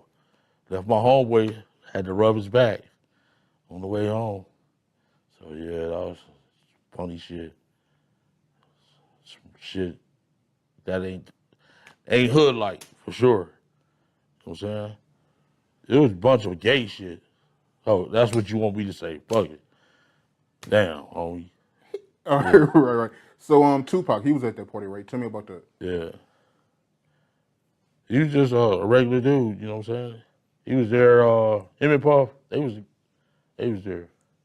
They was there, they was at the party. And they was hanging out? They was hanging out. They was there. That's when they was tight, I guess. Did Tupac say anything to you? Nah. But I had met him at the Greek Theater when he was with, first time I seen him, he was at the Greek Theater with a dude with the nose, Digital Underground. Yo, Shock G? Yeah, he was the diaper and all that shit, you know. And we was sitting there backstage. He came back. Man, can I hit your joint? Man, you can't hit our joint. You know what I'm saying? He wasn't no gangster back then, rather. You know, he was just a regular kid from that performing arts school. And you said the first time you met Tupac, he came up to you with a pamper on? Like a Yeah, diaper? when he was doing that Digital Underground, you know, he was Shock G and all them. Yeah, Remember, they was just like a. It was Yeah, like they used to wear them outfits and shit. Yeah. They was like a comedian comedy team, you know? Right. They was trying to be like Will Smith. You know how he was. He got his little movie from that shit, Fresh Prince, from his little, try to do the same shit. When did you first see tension between Suge Knight and Puffy? It was at that summer jam when Biggie had that song One More Chance, when I was out, and Dangerous, Who Shot You, remember that shit? And we was on the stage at the Irvine Meadows at the summer jam. And once they did their two songs, we was all on the stage with all the South Sides. And once they did that little rolling stage, he was waiting on me to come off the stage, and he like, KVD, how you know them? I'm like, same way I know you. Yeah. Matter of fact, his little group was at the party. They tried to take my bras, them seats, Snoop and them, and Corrupt, Daz and them. Puff had us up in the VIP, and like my bras, they came. My bras and their friend, my wife and her friends, they came. So I had set them at this table, and I asked them what they wanted to drink. So I went to get some champagne and some Remy Martin and shit. I get back, the fucking dog pound little dudes was in my bra seats. Boy, you know, get y'all little punk ass up out, you know what I'm saying? Like, oh, okay, homie, big homie. Y'all know how to have some seats so quick. Yep. Matter of fact, every time they used to see us after that shit jumped off, they used to run across the street. Oh, there go them dudes. The whole little DPG. We used to laugh like a mother. One day they was going in the House of Blues, and we seen them. They seen they little scary ass. They're all rest. Nate Dogg and all them. They run across the street, you know, trying to avoid us. So we met them at the back door where they was trying to go in at. Right. They little scary ass, yeah. Crazy, man. So at that Summer Jam performance, that's when you first seen tension between Suge Knight and Puffy. That's when you first seen that Suge Knight had an issue with Puffy or whatever. It seemed like a jealousy thing. Oh, okay. You know, his artist was Dre had that Chronic. Then Snoop came with that motherfucking gin and juice, doggy style rather. Then what's her name came with that Dangerous album, Biggs, and he he seen guys on top. And that was before Tupac joined Death Row, right? Yeah, that's before. Yeah. Jada Pinkett and Will Smith, you told me before that you was at a party before that they attended, and you said the party was weird. Tell me about that. Okay, this is Boxer. His name Twan. He's from our neighborhood. He was married to Tanisha Arnold. So the broad played Pam on Martin Lawrence. We went to the party with her. I mean, it was matter of fact, it was a set it off party. Jada Pinkett, Vivica Fox, all of them was there. You know what I'm saying? It was just seemed like Puff and Tupac was like a couple, seemed like to me. It was just a lot of weird shit going on, you know what I'm saying? The vibes ain't there. I guess that's what Tupac was talking about, the Illuminati and shit. It's like Vivica Fox was with this big gay man. He was 6'9". They called him, his name 6'9". He had the red hair with a big old booty and shit. Nobody was gay no more. What the fuck is going on here? It's just a lot of weird shit, dude. You know what I'm saying? That shit, it ain't right. You know what I'm saying? I guess that's what Tupac, I guess he wanted to get up out of the Illuminati or something. But I seen it there. Matter of fact, MC Lyte pulled off with Tanisha Arnold. You know what I'm saying? In her brand new 560, black one. Yeah, that shit weird, dude. Yeah, that's some weird ass shit going on, you know? Yeah. And what was Tupac doing at the party, yo? Him and Puff was there together. They was there, you know what I'm saying? That's why I don't know how they fucking fell out or nothing like that. They was road dogs, you know what I'm saying? They even got pictures of him. He got on that blue sweater with the turtleneck. Him and him hugged up like this with the black hat. Have you ever seen that picture? Nah, I don't recall, but I'm pretty sure I came across it. Yeah. That picture there, that they was at that party that day.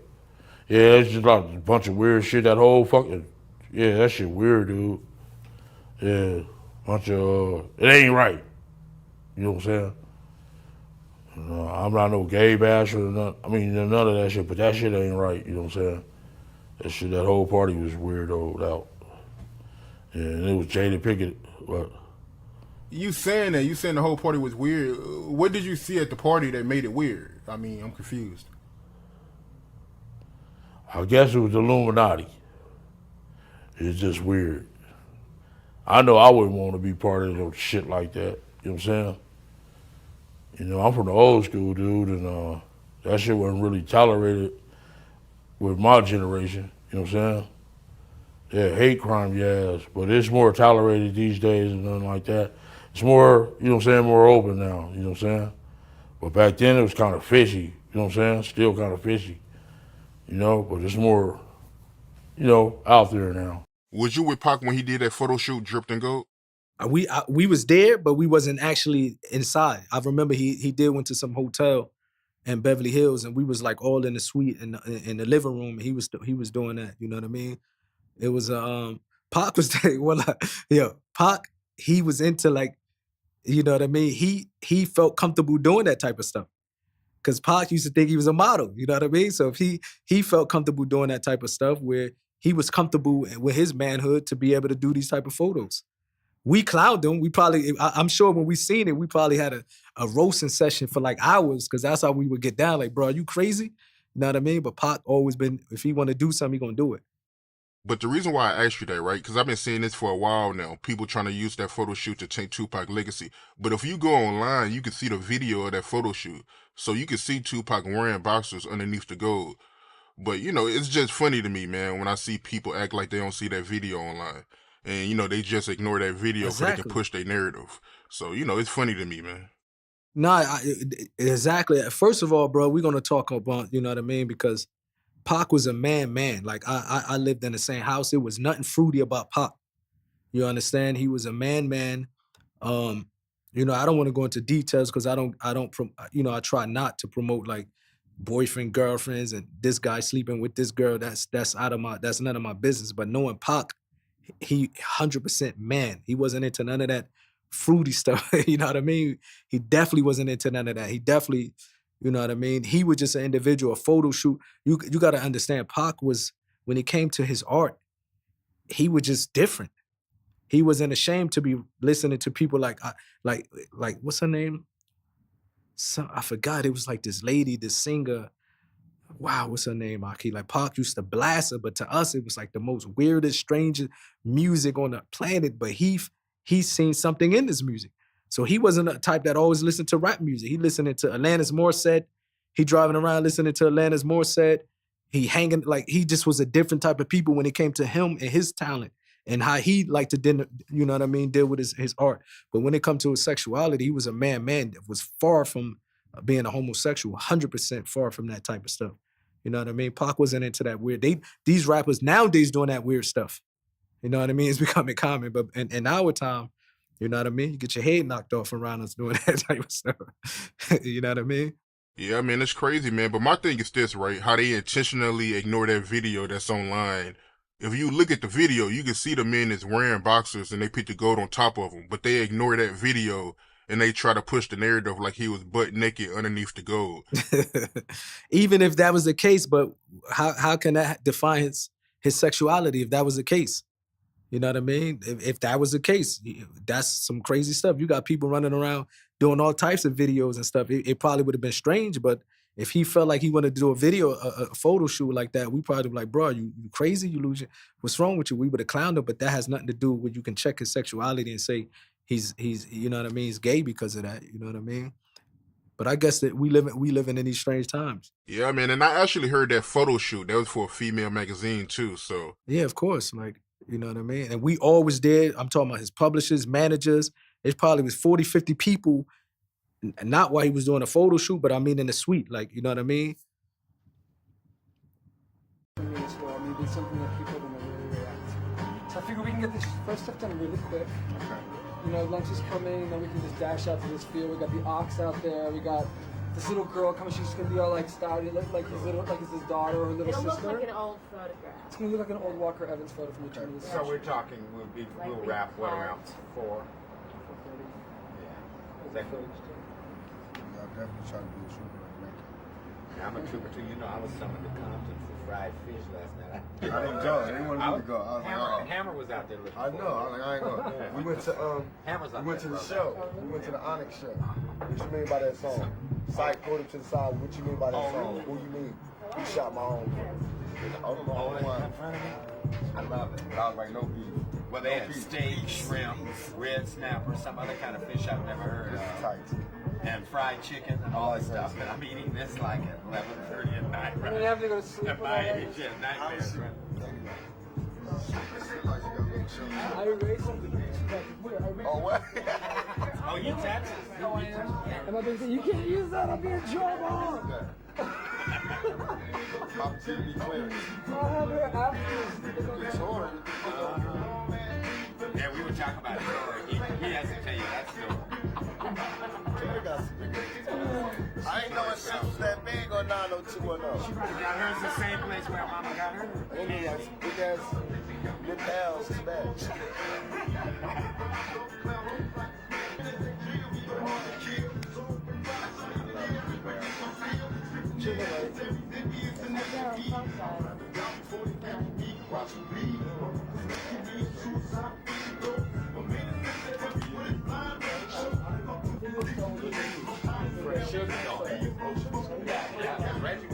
When is somebody going to start? Are you ready?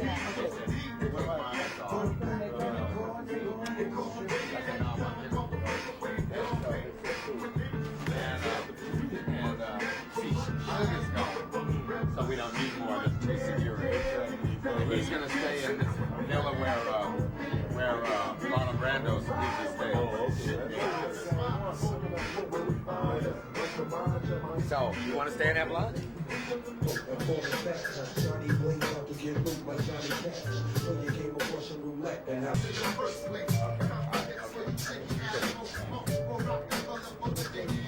We're going to Drdreactor. You guys can follow us out there.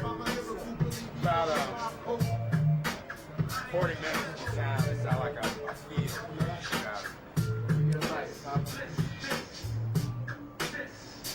I got my lighter with me. No.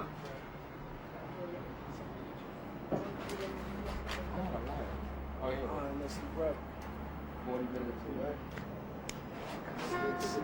Change. Shit. Oh, you been up all night too? I get changed. I had to go to Compton last night. I was out there till 2 o'clock. Sugar was cooking fish and shit to eat. Caught it. They had steak, fish, shrimp, fried chicken, barbecue, and hens. Emma was out there looking for Pop. I'm sitting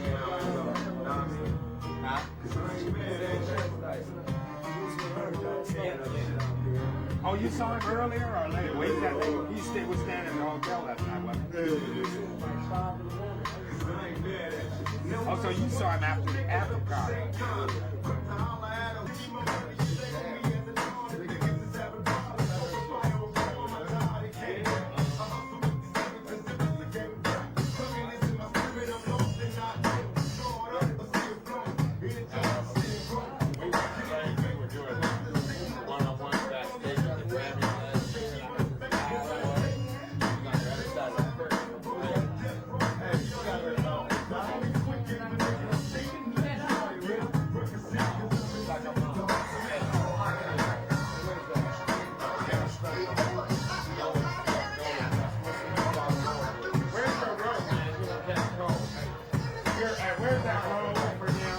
Too cool to catch a cold. Yeah,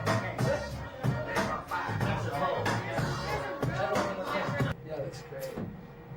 Okay, since it's under his elbow here. Okay. Put down the logo, don't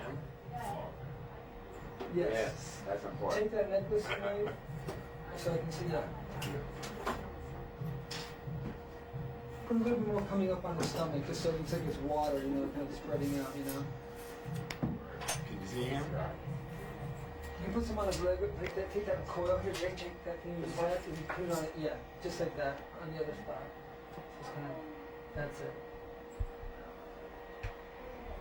That's great. Bathing in bijou. Okay, Jake, come on the shot. Okay, you want to shoot? Yeah, that's perfect. Am I all right here? Yeah. Maybe. You want me out of the way too? Yeah, okay, here, I'll take the Polaroid.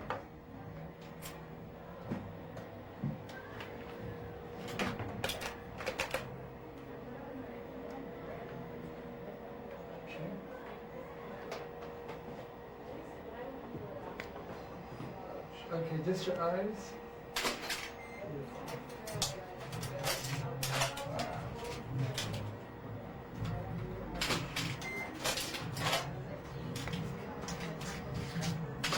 So we go with the other lens and then we go straight. Give me the 120. We lost the chain, but it's all right. Go ahead, push David. Just the one at the waist. Yeah, you want to go in and do a little styling? Here's a I'm all right. quick Polaroid. No, if you see, no, seriously, if you see something. David? Yes? But then you go ahead. Oops, lost the ring. Did you put that ring on his chest a little further up? Yeah, that's it. Great. No, Jake, the other lens. Yeah. Stylish. The white one. Take it to ultra wide. Just keep. Hey, jack of all trades, master of none. Hey, Papa G. Yes. So BT, don't try this at home, kid. Don't try this at home, BG. What's that about to say? Don't try this at home. We know we You do. see him? Beautiful. Look at it.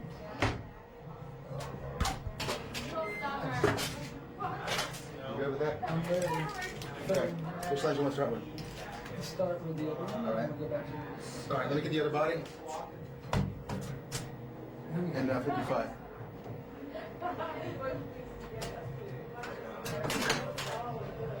Did they shoot that? You know that cover? Was that one picture? Which one, the Vibe or New York Times? New York Times. Oh yeah, one shot. That's Michael O'Neill. One shot. But the vibe shot was a composite. Right? Composite, yeah. How many laser. was it? Shot in different places? Yeah, and those are all individual shots that I did for publicity, and then I worked with Guido Mann and had him That's cool. create that. Steve, let me get some tape. Tape. How much do you? Just for the sake. I don't have any here. Let me get some from Daphne. It's all right, I got it, Steven. You got enough there? I think so. Good. Jake? Turn your watch on. Whenever you're ready, go flip for it. Yeah, yeah. Is this a bracelet? Mm-hmm. Yeah. That matches the watch. This is great. I'm glad we did this. Just taking it out of the way.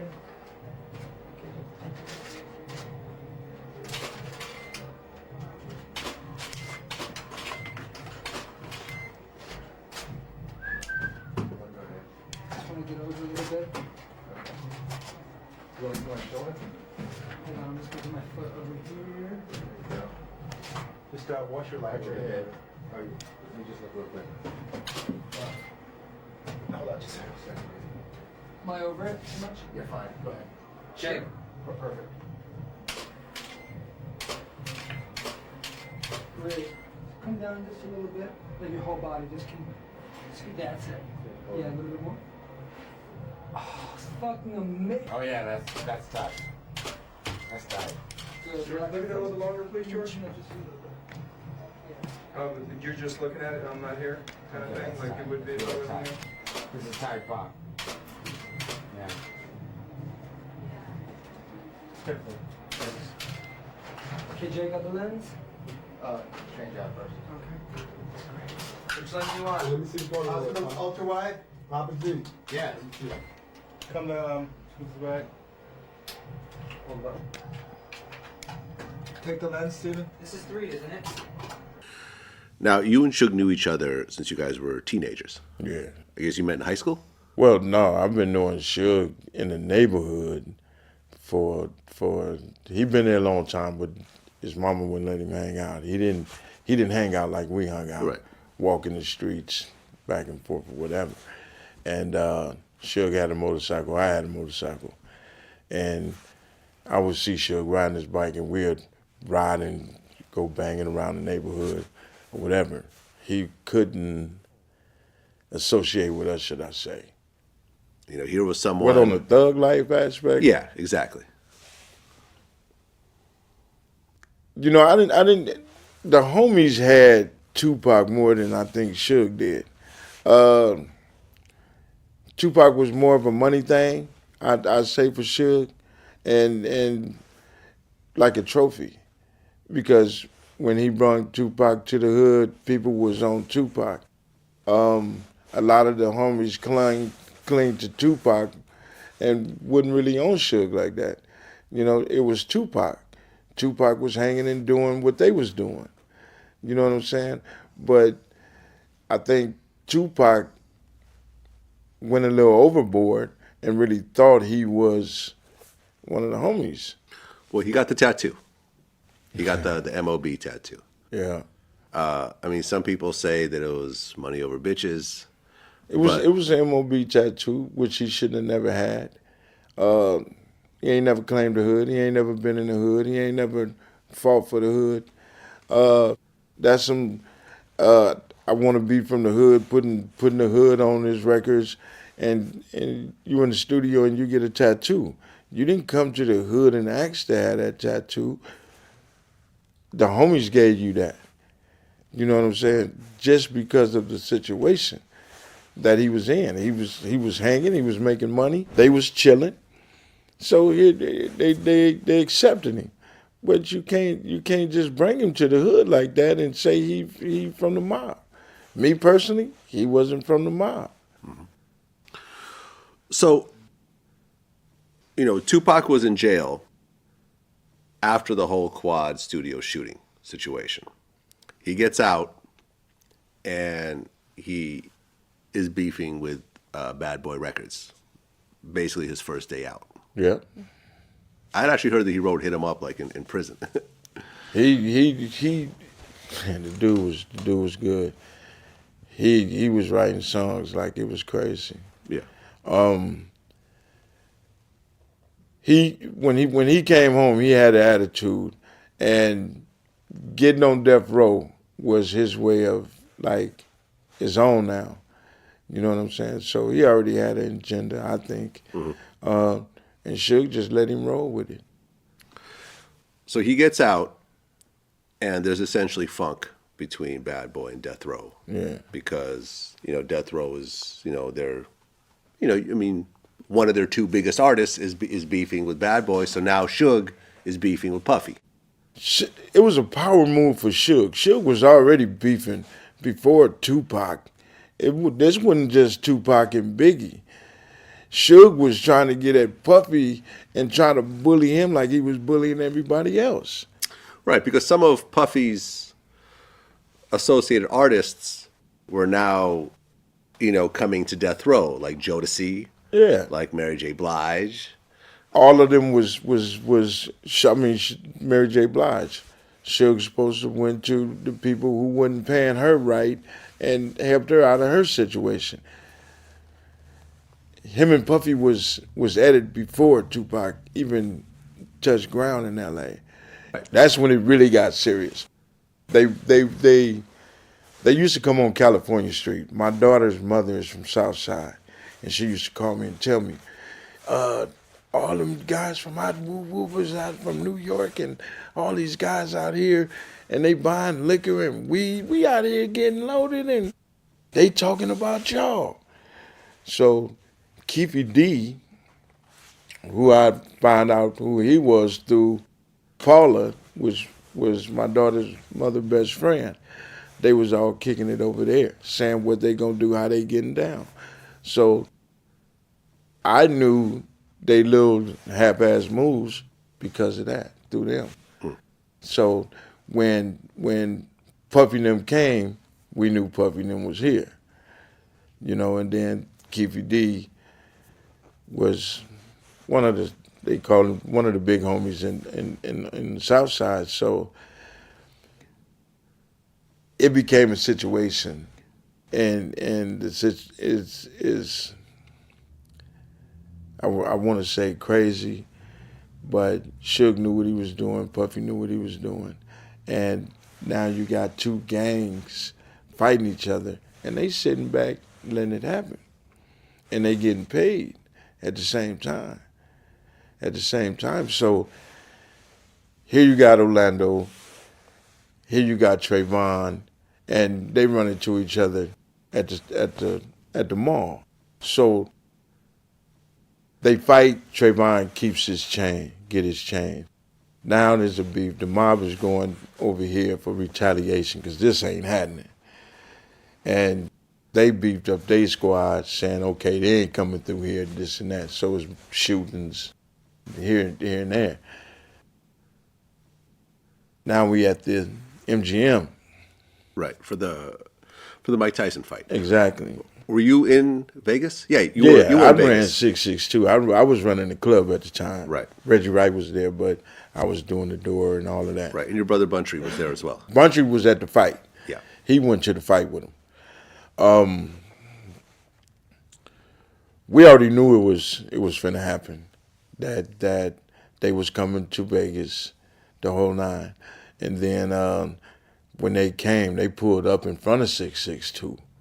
I alerted a bunch of them and told them that Keefy D and them out here, the South Sides is out here. And they drove off. Now, if you look at the video at the MGM, you know, everybody's saying, and this is the killer part, Tupac don't know no Southside Crips. He don't know none of these guys. How did he know to go after this dude? And this is one of my problems with Suge. Man, this dude is an artist. This man is worth millions of dollars to you. And you let him go over here and fight a gangbanger. A man he knew jack shit about. And this is how he get killed, because you running into a hitter.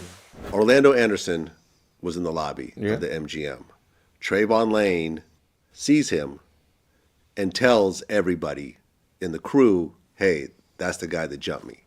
You know, from what I understand, he didn't go to Tupac and whisper in his ear. He told all the big homies that there's someone in the area that's potentially a danger. If and this where I say BS. If he went to the homies would have went after that cat and dealt with him. Not after Tupac go get him, but the homies would have dealt with that. And Suge should have allowed the homies and let the homies deal with that situation, not Tupac. This ain't your business. But Tupac goes over there and take off. He threw the first blow. Yeah. Then after that, everybody else is on him. Okay, and Buntry was part of that crew? Yeah, everybody Buntry, was there. Neckbone, a bunch of dudes. I mean, I ain't gonna give you a roll call, but I mean, it's all on camera. I mean, it's what I'm saying. Yeah, exactly. It's all on camera. I'm not. So if you know the faces, you see everybody that's there. Everybody that was there got a lick in, which including Suge. I mean, this guy got up. Yeah, this guy got up. Wasn't busted up.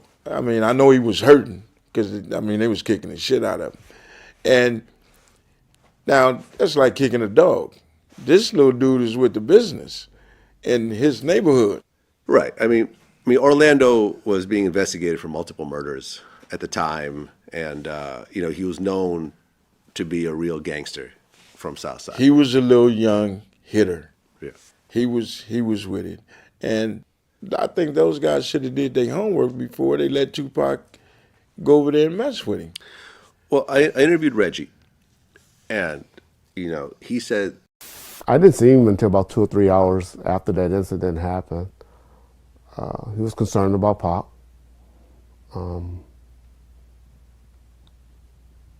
This all of concern.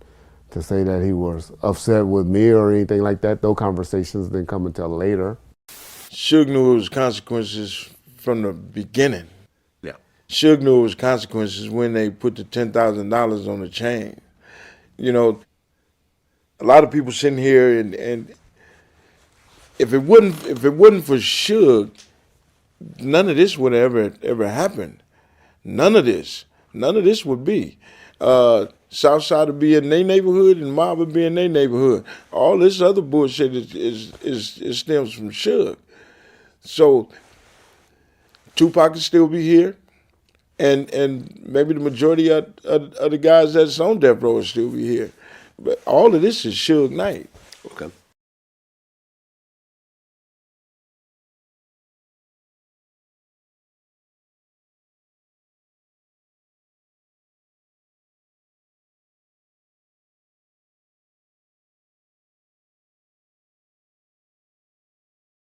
What you want, nigga? What you want, nigga? What you want, nigga? What you want, nigga? What you want, What you want, What you want, nigga? What you want, What you want, nigga?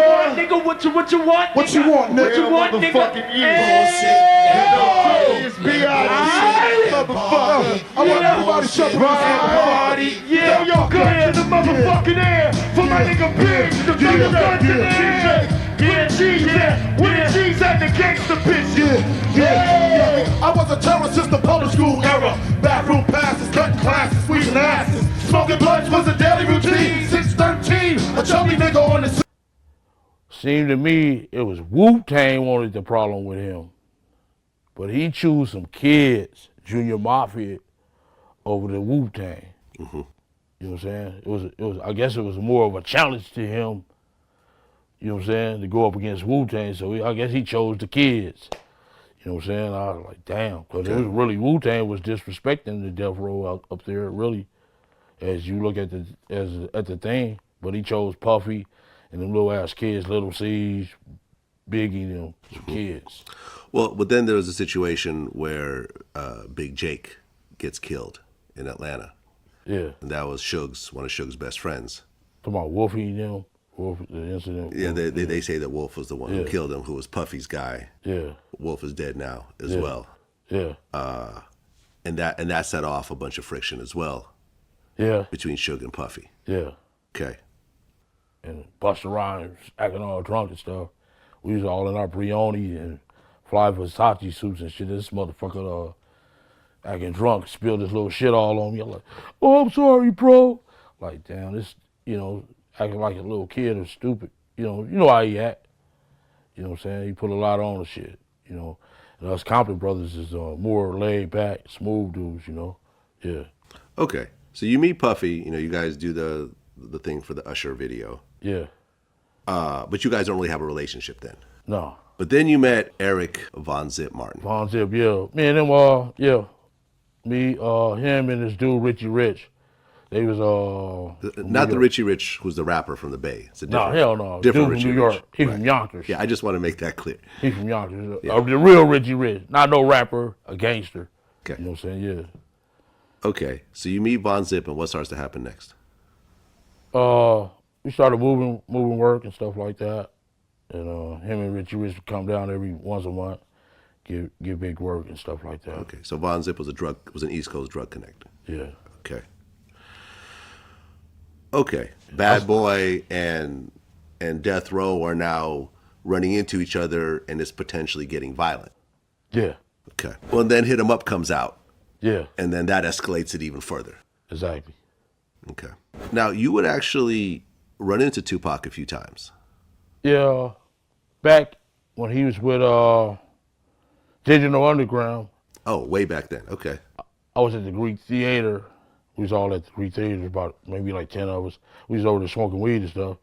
he came over in a diaper. Something about that shit was funny as well. He has to hit our joint.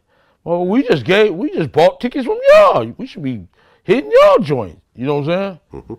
Like, yeah, we kind of clowned him that day. Tupac, go ahead and rock Now this. I clown around when I hang around with the underground. Girls used to frown, say I'm down when I come around. Gas me, and when they pass me, they used to diss me, harass me. But now they ask me if they can kiss me. Get some fame, people change, wanna live their life high. Same song can't go wrong if I play the nice guy. Claiming fame must have changed now that we became strong. I remain still the Why same, two? cause it's the same song. And all around the world, it's the same song. Same old song, y'all. And all around the world, it's the same song. Shout out, Jackass, shout out. Shout out, stop. It's just the same old song. Then the next time I ran into him, it was at the House of Blues. He was with a EDI or the dude Big Sight, one of them dudes. And one of my homeboys like, hey man, what that fucking Rosecrans and Long Beach stand for? You know what does that mean? When he says recognized from Long Beach to Rosecrans, like that's Long Beach and Rosecrans mean the mob or Ludus Park or Am. Okay. Yeah, you know what I'm saying, motherfucker. That's the wrong street, bitch. So my homie jammed his ass up. Like, you know what the fuck you saying? And dude like, hey man, he just rapping a song. They wrote that for him. Like, oh, okay. So they let him go that day. You know what I'm saying? Then what was the next time we seen the dude? We seen him tonight on Sunset. Him and Suge got pulled up in they Rolls Royces. Suge was in the red one, Pop was in the white one, and Snoop was in the black one. And it was maybe like 40 Crips on the corner right there on Sunset, right there by the House of Blues. And this fool pull up, KVD! He had on a big red hat, and he was in a red Rolls Royce. You know, that's when the Crips was really dominating the streets. You know what I'm saying? So he like, what's up, big dog? I said, it's over up here. And he like, let's go to Paradise. So we all jumped in our cars, followed him to Paradise. Once we at Santa Monica and Hyde Park right there, shit, some dude shot up his car. Shot up whose car? Suge, that Rolls Royce that night. Okay. And shit, that same Godfather, that red Godfather was laying in the streets. I think Reggie got the bus in that night. He was in a white Cherokee, little Reggie. Yeah. Oh, he shot at somebody? He was busting back. Okay. And I don't know whether he took it like that was us or not. But you know. I remember I interviewed Danny Boy, and you know they were rolling around in bulletproof vests, and I think Danny Boy's car got shot up. Like it was bad. It was serious. It was always serious around death row when it came to threats. We walked with security every day. We had bulletproof vests on all the time. That was just a part of our routine because there was so much hate. Most of the fights that I remember, a lot of fights were initiated by people, I guess, trying to prove that, we wasn't as gangster of a label as we say we are. I think that was more what it was. And today they call it hating. It was more hating, and we had to fight to get out of some of them clubs and fight to get out of some of those places. So you would actually go outside with a bulletproof vest all the time? Every day. I had a security guard that I wasn't able, especially going towards the end, I wasn't able to move around without security. And I said before the fight, I said meet at the cafe that was inside the MGM. Okay. So as the fight got over, we sent all of us that came to the MGM. So some of my partners from East Coast 11-8 came in there and said, hey, they just jumped on nephew. I'm like, who? Orlando. They said they just jumped on nephews. And I'm like, yeah. And they like, yeah. So we got up from the table, left our food and everything, went and met up with nephew. Okay. Before that fight, did you guys see Suge or Tupac or anyone from Death Row? I seen him the day before in front of the MGM. Okay, so you knew they were already in town. Yeah, I seen him. He came and shook my hand. Okay, because you guys were cool at the... Yeah, me and them partners, yeah. Okay. Yeah, since we was like 8, 9 years old. Right. I mean, you're talking about all these different situations where you guys are running into each other. It all seems friendly every time. I was swimming in their pool, running back, all that. Right. Yeah. It never. I never looked at him as no blood or nothing like that. You know, yeah. But yeah, he was a cool dude. Man, So it was cool all the time. Okay, so your nephew gets jumped. Yeah, we met up, and it was a few of them East Coast dudes from the East Coast, New York, and stuff like that. And we all met up. Oh, and they said, nephew, like, yeah, they jumped on me and stuff like that. Now, what does it mean, being a Southside Crip, to have a rapper punch you in the face and jump on you? What does that mean when you go back to your neighborhood? What does that mean? Yeah, what is the significance of that? Because it's one thing when two gangsters get into each other, but Tupac is not a gangster. Right. So if a non-gangster ends up jumping you, what are the ramifications for that in terms of gangs? Not really. I don't know where, that's a conception. It's bullshit. Okay, so it's just whatever. Yeah. Just another fight. Yeah, just another fight. Because a bunch of actual gangsters were involved in that fight. It wasn't just Tupac. Tupac threw the first punch. Yeah. But, Buntree, Neckbone, Suge, they all jumped in. Yeah, I played. Neckbone was on our team too. You look at that football picture, yeah. Okay, Trayvon Lane. Yeah. I mean, it's all. And I ran track against Buntree when he ran for Whaley, and I ran for Roosevelt. Okay. Yeah. So they all jump on Orlando. You guys meet up. How was Orlando taking this whole situation? How was he taking it? Yeah, I mean, he just got jumped on. I mean, he wasn't seriously hurt. No, he wasn't hurt like that. Yeah. He wasn't taking it bad. He just said he wanted to have a head up with him. With Tupac? Yeah. Okay. Because we had seen them the day before. They had pulled up in them Rolls Royces at the MGM. It was Pac and what's his name. So all the girls was around. He came, like a player. Came and shook my hand. He recognized a player. Came and shook my hand. What up, KBD? Give it a little hug. Boom. Then Mike Tyson and Worry and the dude Don King, they pulled up in them Azura Bentleys. So that shit looked like some Hot Wheels. So all the bitches went from the Rolls Royces over there to them Hot Wheels. Right. The pretty ass, that was Bentley Auroras back then. Pretty motherfuckers, looked like Hot Wheels. Yeah, so I had ran into him the day before. Okay. Well, but Orlando was involved in that particular situation. Was that Lakewood Mall situation. So then when they ran into each other at the MGM, Trayvon Lane tells everyone there, hey, that's one of the guys that was involved in that fight. Yeah. Evidently, they because let me see how I can put this. Yeah, he did say that. He did say that. I heard he said that. They go, the guy took my change, but Lando didn't take his change. What Lane gonna do with a $300 change? You know what I'm saying? We gonna have a change, and we gonna have $5,000-$6,000 change on, like Suge gonna have on. You know what I'm saying? We wasn't the help.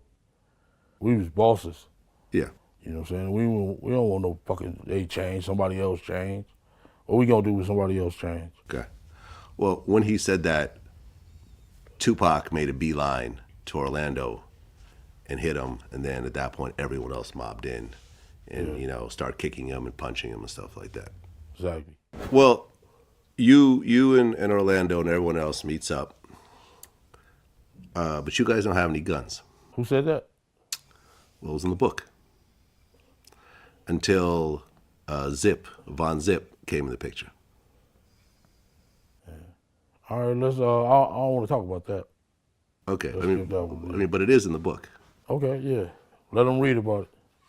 Okay, and I guess Foxy Brown was with Zip. Let them read about it. Okay.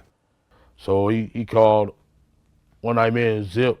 I don't know whether they had set this up or not, but Zipper came pick me up. We rolling up Greenleaf in our neighborhood, and his phone ring, boom, and it was Puff. And he like, you think it's cool to come out here and do concerts? I'm like, why it wouldn't be cool? So he like, the big CEO dude. So Suge. Yeah.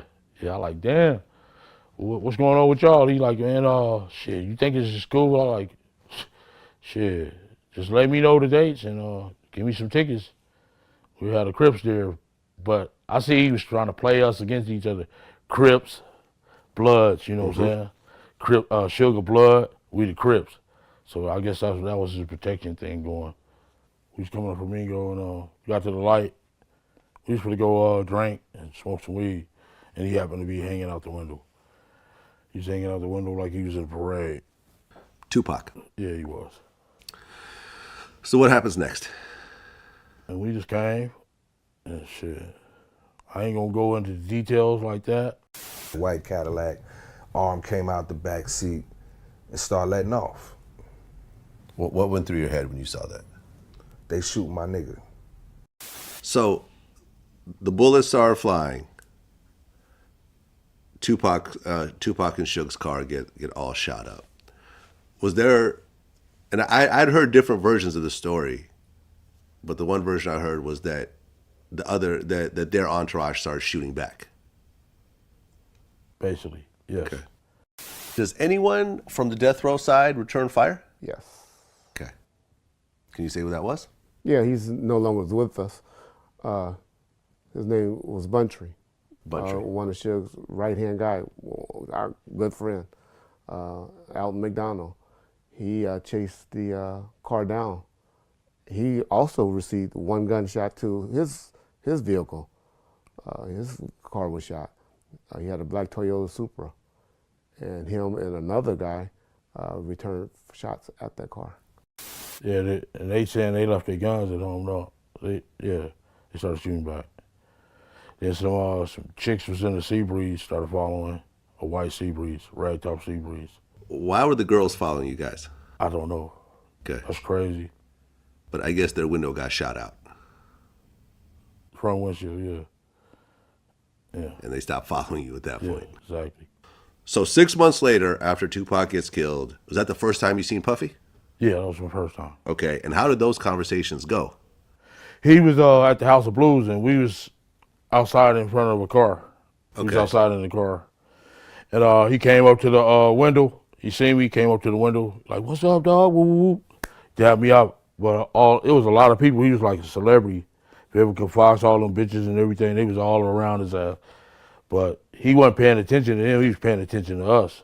You know what I'm saying? Because once he got there to the window, I had the big 4.5 in my lap, and she like, so he backed away. He was telling us that they giving a basketball game, they're gonna be at this basketball game, Cal State Dominguez, and they giving a party the next night. But at this point, there was a whole rumor over that Puff owes $1 million. And there's a rumor that Puff owes you $1 million, but you guys don't have $1 million. So was there any sort of conversations, tensions, anything? Big dog, Puff now was they was just getting started. I had more money than them. He was just getting started back then. $1 million still $1 million. You're right. Like I said, he was just getting started. He was I was filling the tubs up. Dom Perignon and Cristal. You know what I'm saying? I'm the one showed him how to ball like that. Cause he was drinking White Lightning. You know what I'm saying? Him and Drdreactor, we was at the room in Anaheim. I filled the tubs up full of ice, Dom Perignon and Cristal and stuff like that. It wasn't them. They was drinking White Lightning. I was like, what the fuck is this? Okay. Yeah. So then the next night, Biggie gets killed. Yeah. I seen him at the House of Blues. No. Yeah, the House of Blues on Sunset. He came up to the window, talking to me and stuff, and he telling me that they was gonna be at a celebrity game. We met him up there, and that Daz was up there acting a damn fool. You guys got into it with Daz? Snoop and the Dog Pound, they was cool because they went to Snoop and Freaky was kind of friends. So he the only one was acting a damn fool. I like, man, you better get that little bitch or we do something, you know what I'm saying? Yeah. He was an off-brand Crip anyway, you know what I'm saying? With no real Crip. Yeah. So then Biggie gets killed. Just at the celebrity game when we seen the Dog Pound up there. Yeah. Then that night, we went up to the Peter Peters Museum. And went up in there. He gave us like maybe like 12 passes to get in. Got in there, and he pulled me to the side and said, the FBI is in the building, so be careful. So we went on the other side and started our own little party. Shit, if he wouldn't have called us off, probably Biggie wouldn't have never probably got killed. You know what I'm saying? Okay. Yeah. How did you react when you found out Biggie got killed that night? I was fucked up. Because you had met Biggie before and all that, partying, all that. You guys We've partied been together. on them like 3-4 years by then. Yeah. I was fucked up. Okay. They came back in there. Biggie dead. And the LAPD, I feel they made a mistake because they was directing traffic out instead of taping the whole thing off. I done been in scenes where they make everybody stay till they interview everybody. But it was one in the middle of the road. He was directing traffic, making everybody leave from the Peter Picture Museum. So that Tuesday, Reynolds pulled over my nephew talking about, y'all killed Biggie. Motherfucker, what? Yeah, stupid motherfucker. I guess that's just to keep the heat up off their ass. Right, because from everything that in terms of all the interviews I've done and people I talked to, everyone points the finger at this guy named Poochie, who was affiliated with Suge, who's now dead. Yeah, got killed on Central or something like that. Yeah, he got killed a while on later. a motorcycle or something. Yeah, exactly. I was sitting on in our neighborhood. Reggie Sr., the captain of the Compton Police, comes up, run the stop sign. I guess he had just finished debriefing his soldiers at the Compton PD. He run our stop sign on my street, came up, jumped out of his car and like, hey, motherfucker, let me tell you something, KPD, you killed my son, motherfucker, it's on. I'm like, what the fuck is you talking about? Fuck you. You know, he was like, I'm just telling you, motherfucker, the belt's coming off. Like, this motherfucker's stupid. Then 2 hours later, he get our little trap spot raided, take all our guns, all that shit. So it was basically the city of Compton police is against the South Sides. So, but there was some dudes from the Compton police that I went to school with and played football with at Compton High. Blue, Bookman, Eric Perry, they all came over there and say, we ain't with that bullshit, man, you know what I'm saying? We from the Crip side, and we ain't with that bullshit. Y'all watch y'all asses, try to stay out of Compton. You know what I'm saying? Because, you know, we know that they was going to come with the Compton polices. Well, the Compton police were working with Death Row, right? Exactly. Right. They got red cars, all that bullshit. Right. And I talked to Reggie about this particular situation. He said, yeah, my father threatened Keefe D and said nothing better happened to my son. Keefe said that your dad threatened Keefe about Keefe going after you once the war broke out. Yeah, that's true. That's true. Yeah. I didn't believe it when I heard it, but you know, everybody, I'm on social media with everybody, I comment everybody. And some people told me, yeah, he said this about your dad. So I go, Reggie, what you?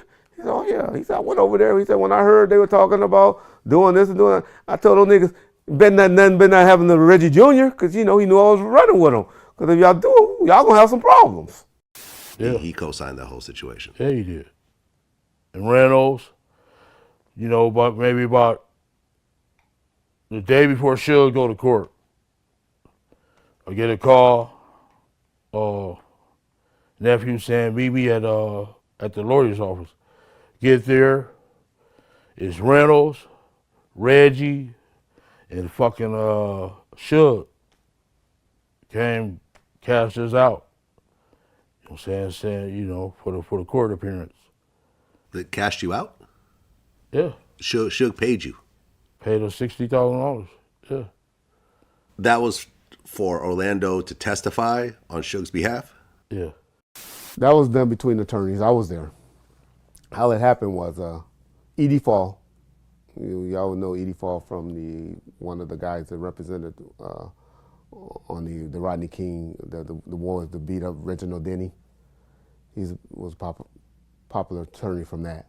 Well, anyway, Edie Fall and David Kenner, we all met at the studio at Edie Fall's office, and they came up with where they were about to sue or they were in the process of suing Tupac, and they came up to agreement, well, hey, if you come and testify, because we're trying to save Suge from going to jail to do that, 9-year violation, and testify that Suge was trying to really help you. He was trying to get them off you. He wasn't one that assaulted you. He was really trying to stop everybody from assaulting you. If you'll come and testify to that, we'll give you we'll settle this case with you for, I think it was $60,000, where you was going to sue Tupac, which was a great deal in our mind because we all know what Tupac was worth, especially after the All Eyes on Me and the Machiavelli album had dropped. Yeah. He was worth a lot of money. We'll settle the case for you for $60,000. Okay. So that's how that deal they worked. kind of bunched a bunch of these deals, Yeah. these lawsuits together, and here's $60,000. You come in. You get on the stand. And say, tell, in our mind at the time, was the truth. Yeah. You say different. You say you saw a kick. But, we were trying to not see a kick. But it didn't matter because Suge ultimately was found guilty anyways. Correct. And he was found violated for his probation. Exactly. And he went back to jail. Correct. He did 5.5 years. When I interviewed Greg Kading, he told me that he had informants all over Compton. I had informants all over the place, and sometimes, you get together and you meet them at the Starbucks, they give you some information, you give them, $100, and you go about your business. And what they're thinking, this is an important component of this, is what they're thinking is that, I'm paying this forward because when the time comes where I do get pickled up and I'm in trouble, I've already done these guys favors and they're going to return the favor. So there's all these nuances to these relationships that get developed between cops and informants. Okay. And the money that you would pay to these informants, you would just get reimbursed by the police department? Nowadays, yeah, it's all very controlled. But back then, you just pull money out of your own pocket and give it to the guy and never report it. It's just, He had them all snitching on me, yeah. Right. He also said that Orlando's aunt called in and told the police what happened. You're saying one of the guys that he boasted to, Brooks, was an informant for the police? One of several. One of several. From the Southside Crips. So there was others in that crew that was hearing Orlando say, I just killed Tupac, that was actually going back to the police and saying, hey, I got something for you. In addition to a family member of Orlando Anderson's own family who early on was contacting detectives and saying my nephew was likely involved in this. My nephew? Yeah. But you're not talking about Keefe D? No, is a female. So Orlando Anderson's aunt was reporting to the police that her nephew killed Tupac? There was definitely somebody in that immediate family environment that was, I don't want to create continued issues for, what takes place in these, everyone's going to go and try to figure out who this is. And then of course, there's a responsibility on my part not to create harm for people. But yeah, this is the way it played out. There was a family member, a female, who was calling the police, ratting out Orlando Anderson. I'm not sure if that's your sister or on the other side of the family. Do you know about this? I read, I've been to the Fed, so I know shit. You know what I'm saying? A lot of people that been to the state, like Tracy, that been to the state and county jail stuff. The Feds is a little different. You can go to the Freedom of Information Act and get the information on every federal case. Right. So people think they hiding from me, stuff like that. They got the shit blacked out and stuff like that. But I know who they are because it happened to me, and I lived through this. You know what I'm saying? Mm-hmm. And I can date back to that situation. I got a nice brain on me, and I'm not no dumb dude, and I know how to go to the Freedom of Information Act to get the information. So everybody that think they hiding from me, you're not. Okay. You know what I'm saying? So, you had mentioned that C. Ray snitched.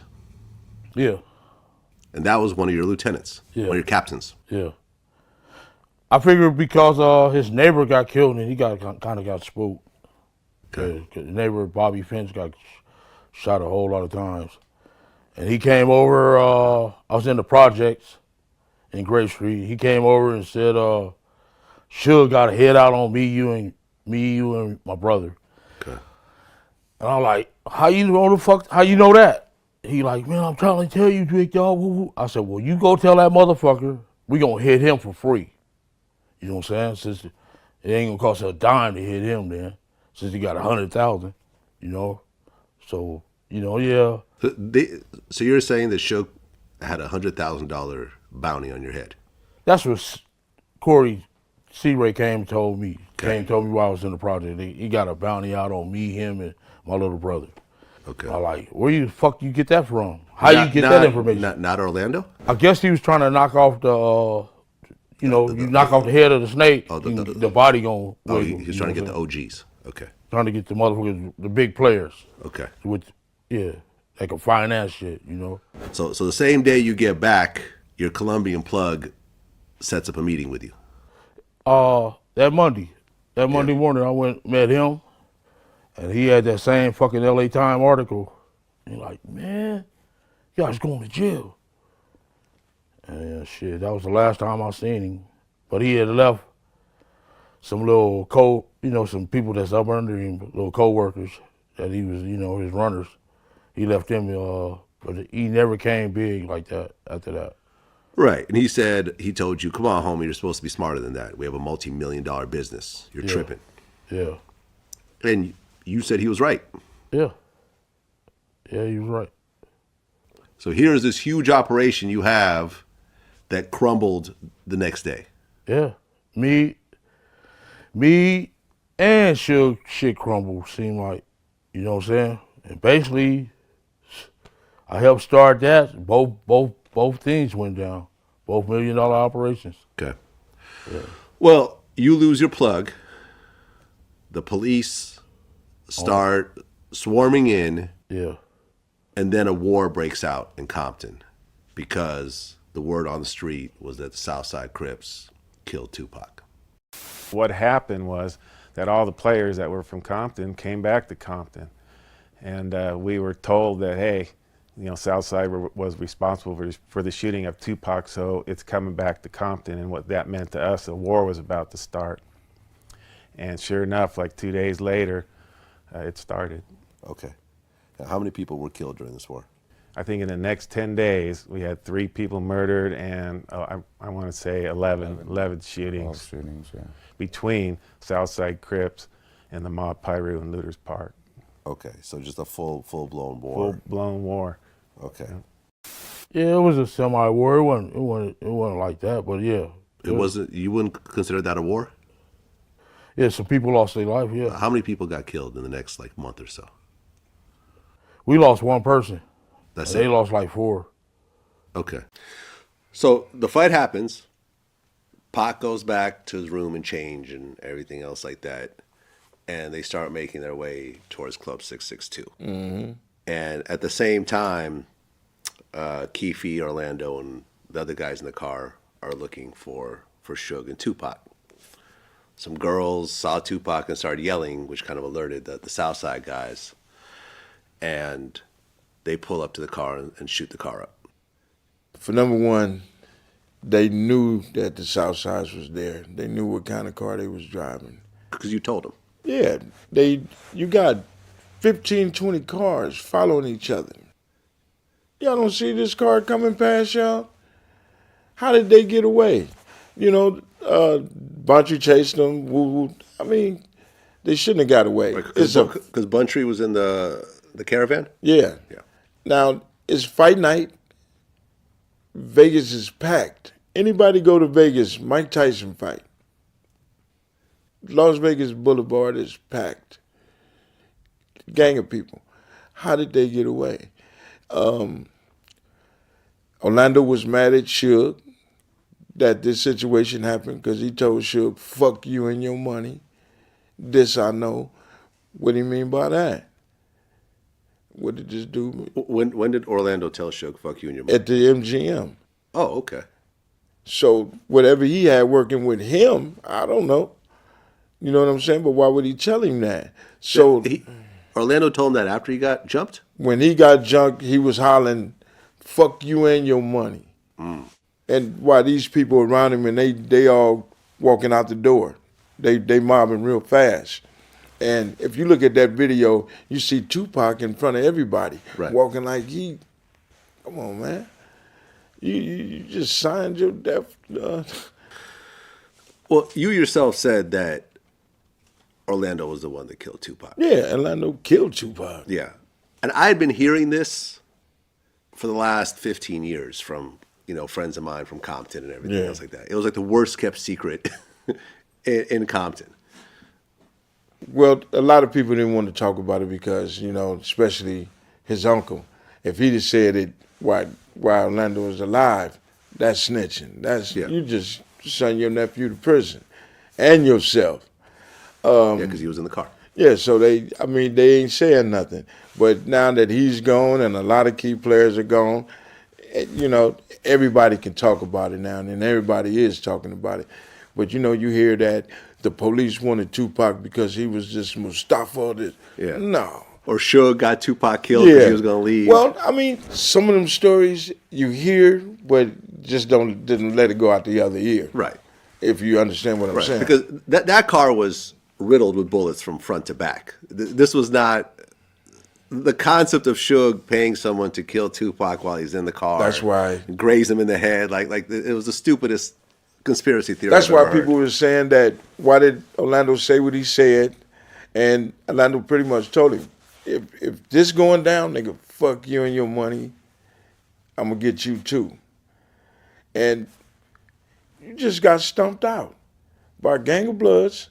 And here he is. It's like, man, we finna get these fools. Right. And they didn't have a choice. Right. Standard protocol for people in that life. And all the homies should have known, man, that little cat ain't finna let that slide. That's not finna just go by. And they were shocked that it happened just like that. They didn't even make it to the club. Anderson in civil court. They claim there is evidence he was in the white Cadillac that night in Las Vegas, that he got out and fired the shots. From 1995 to date, have you ever ridden in a white Cadillac? No. Do you know anyone who owns a white Cadillac? No. Anderson, an alleged Los Angeles gang member, has vigorously denied any involvement in the murder and in depositions claimed he was not at the scene. This is my book here. I would like you guys to buy it and get the real truth instead of from a cop or some fucking industry people, some bullshit. You getting it from a real motherfucker. So go get the book, and you can get the real truth about this whole situation. Thank you. Tupac and others attack an LA gang member in a hotel lobby after a Mike Tyson fight in Las Vegas, believed to be in response to an earlier assault against someone affiliated, according to some police reports, lead to Tupac being shot less than 3 hours later. Is it Orlando? Yes. Let me just ask you point blank, did you kill Tupac Shakur? I didn't kill Tupac.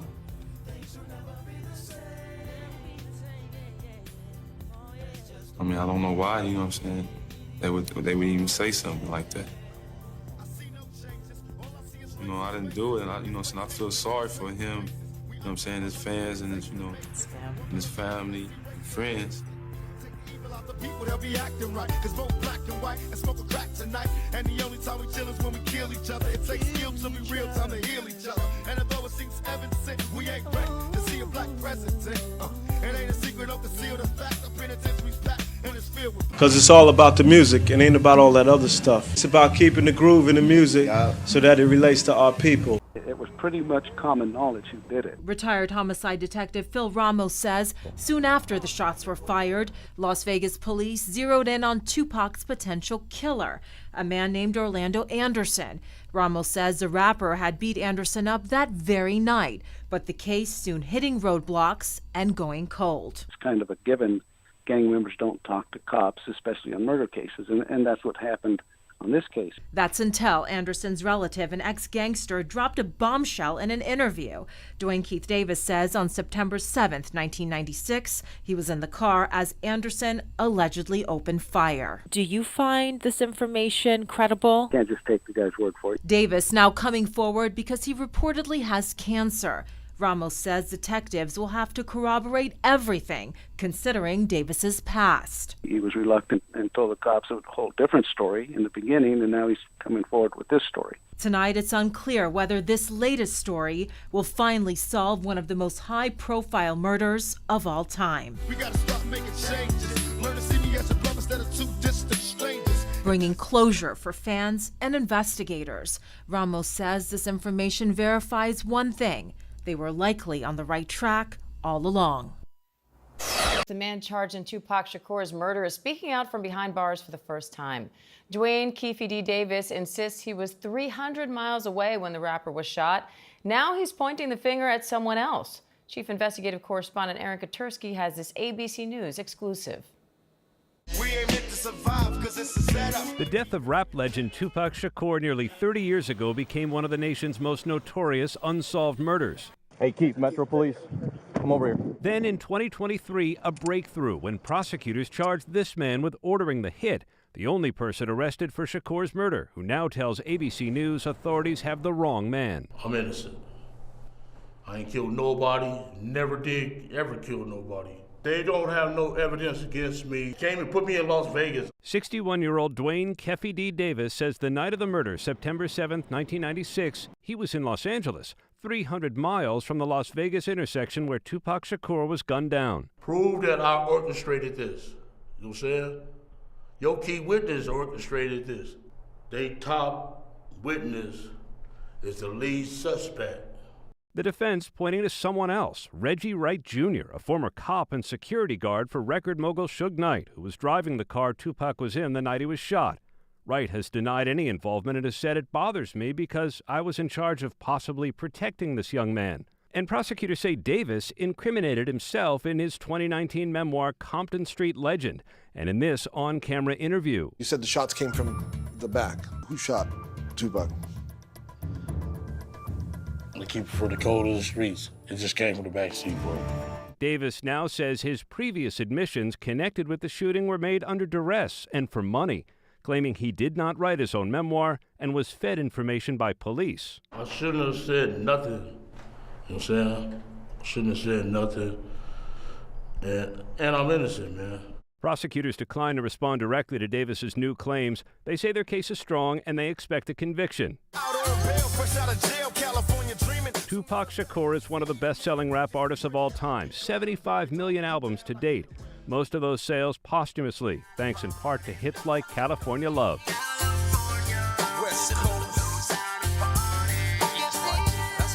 Davis's arrest followed years of fan-driven theories that an intense rivalry between East Coast and West Coast rappers sparked the fatal attack on Shakur. And I'm being held against my will. I'm supposed to be out there enjoying my twilight. God got my back, and God will see me through this. We anticipate presenting a competing narrative and a more truthful narrative concerning those events of September. Our client was not involved in the shooting. He's wrong in my life, but I've done nothing criminally. Not involved in the shooting death of rap icon Tupac Shakur. It's a huge murder case that happened right here in Las Vegas, and tonight it's taking yet another turn. Thanks for joining us at 6. I'm Denise Valdez. And I'm Brian Loftus. The man accused of orchestrating Tupac's murder has new attorneys, and they are speaking first with 8 News Now investigator David Charnes about how they plan to prove Keefe D is innocent. Well, Dwayne Davis has repeatedly said that he handed a person the gun used to shoot and kill Tupac just right here off the Strip nearly 30 years ago. Tonight, his attorneys say don't believe him because lying to the public isn't a crime. You don't think we should believe him? In reference to his claiming to have committed a murder that he did not, no, don't believe him in reference to that. 62-year-old Dwayne Davis's new attorneys say we shouldn't take their client's public statements about the murder of Tupac Shakur at face value. A grand jury indicting Davis 2 years ago for the rapper's 1996 murder. Now Robert Drdreactor and Michael Pandulo are taking over. Drdreactor most recently representing ex-politician Robert Tellis in his murder trial last year. Davis's case set for trial next winter. Usually cold cases that are brought many, many years later are brought on the basis of strong forensic evidence. DNA. So We don't have that here. Like I say, What we know prosecutors have, Davis's own words, whether true or not. In a book published with a co-writer in 2019, Davis says he was in a group that followed Shakur that night, eventually leading to him handing a gun to the shooter. That, and other statements and interviews, leading prosecutors to bring the case to a grand jury. Did he write that book himself? Are those statements accurate? It's not a crime to claim that you did something that you didn't in fact do. Davis's history with police, both in Nevada and California, dates back decades and focuses more on drug dealings than Shakur's death. His attorneys say anything he said about the murder should include the lens of his receiving immunity and making money. But we anticipate providing a much more in-depth and true explanation of why those statements were made. Possible witnesses who would provide testimony at trial: Suge Knight, who himself was injured in that shooting, and Sean Diddy Combs, who ran a rival record label. Now, Combs has denied any involvement in that. It is important to mention we don't really know what prosecutors plan to present at trial, and if that includes other evidence we haven't seen yet. The trial is scheduled to begin next February, and those attorneys say they will be prepared for that date. I'm David Charnes, 8 News Now. Earlier this summer, a jury found Davis guilty for taking part in a jail fight. The sentencing for that scheduled to happen in just a few weeks.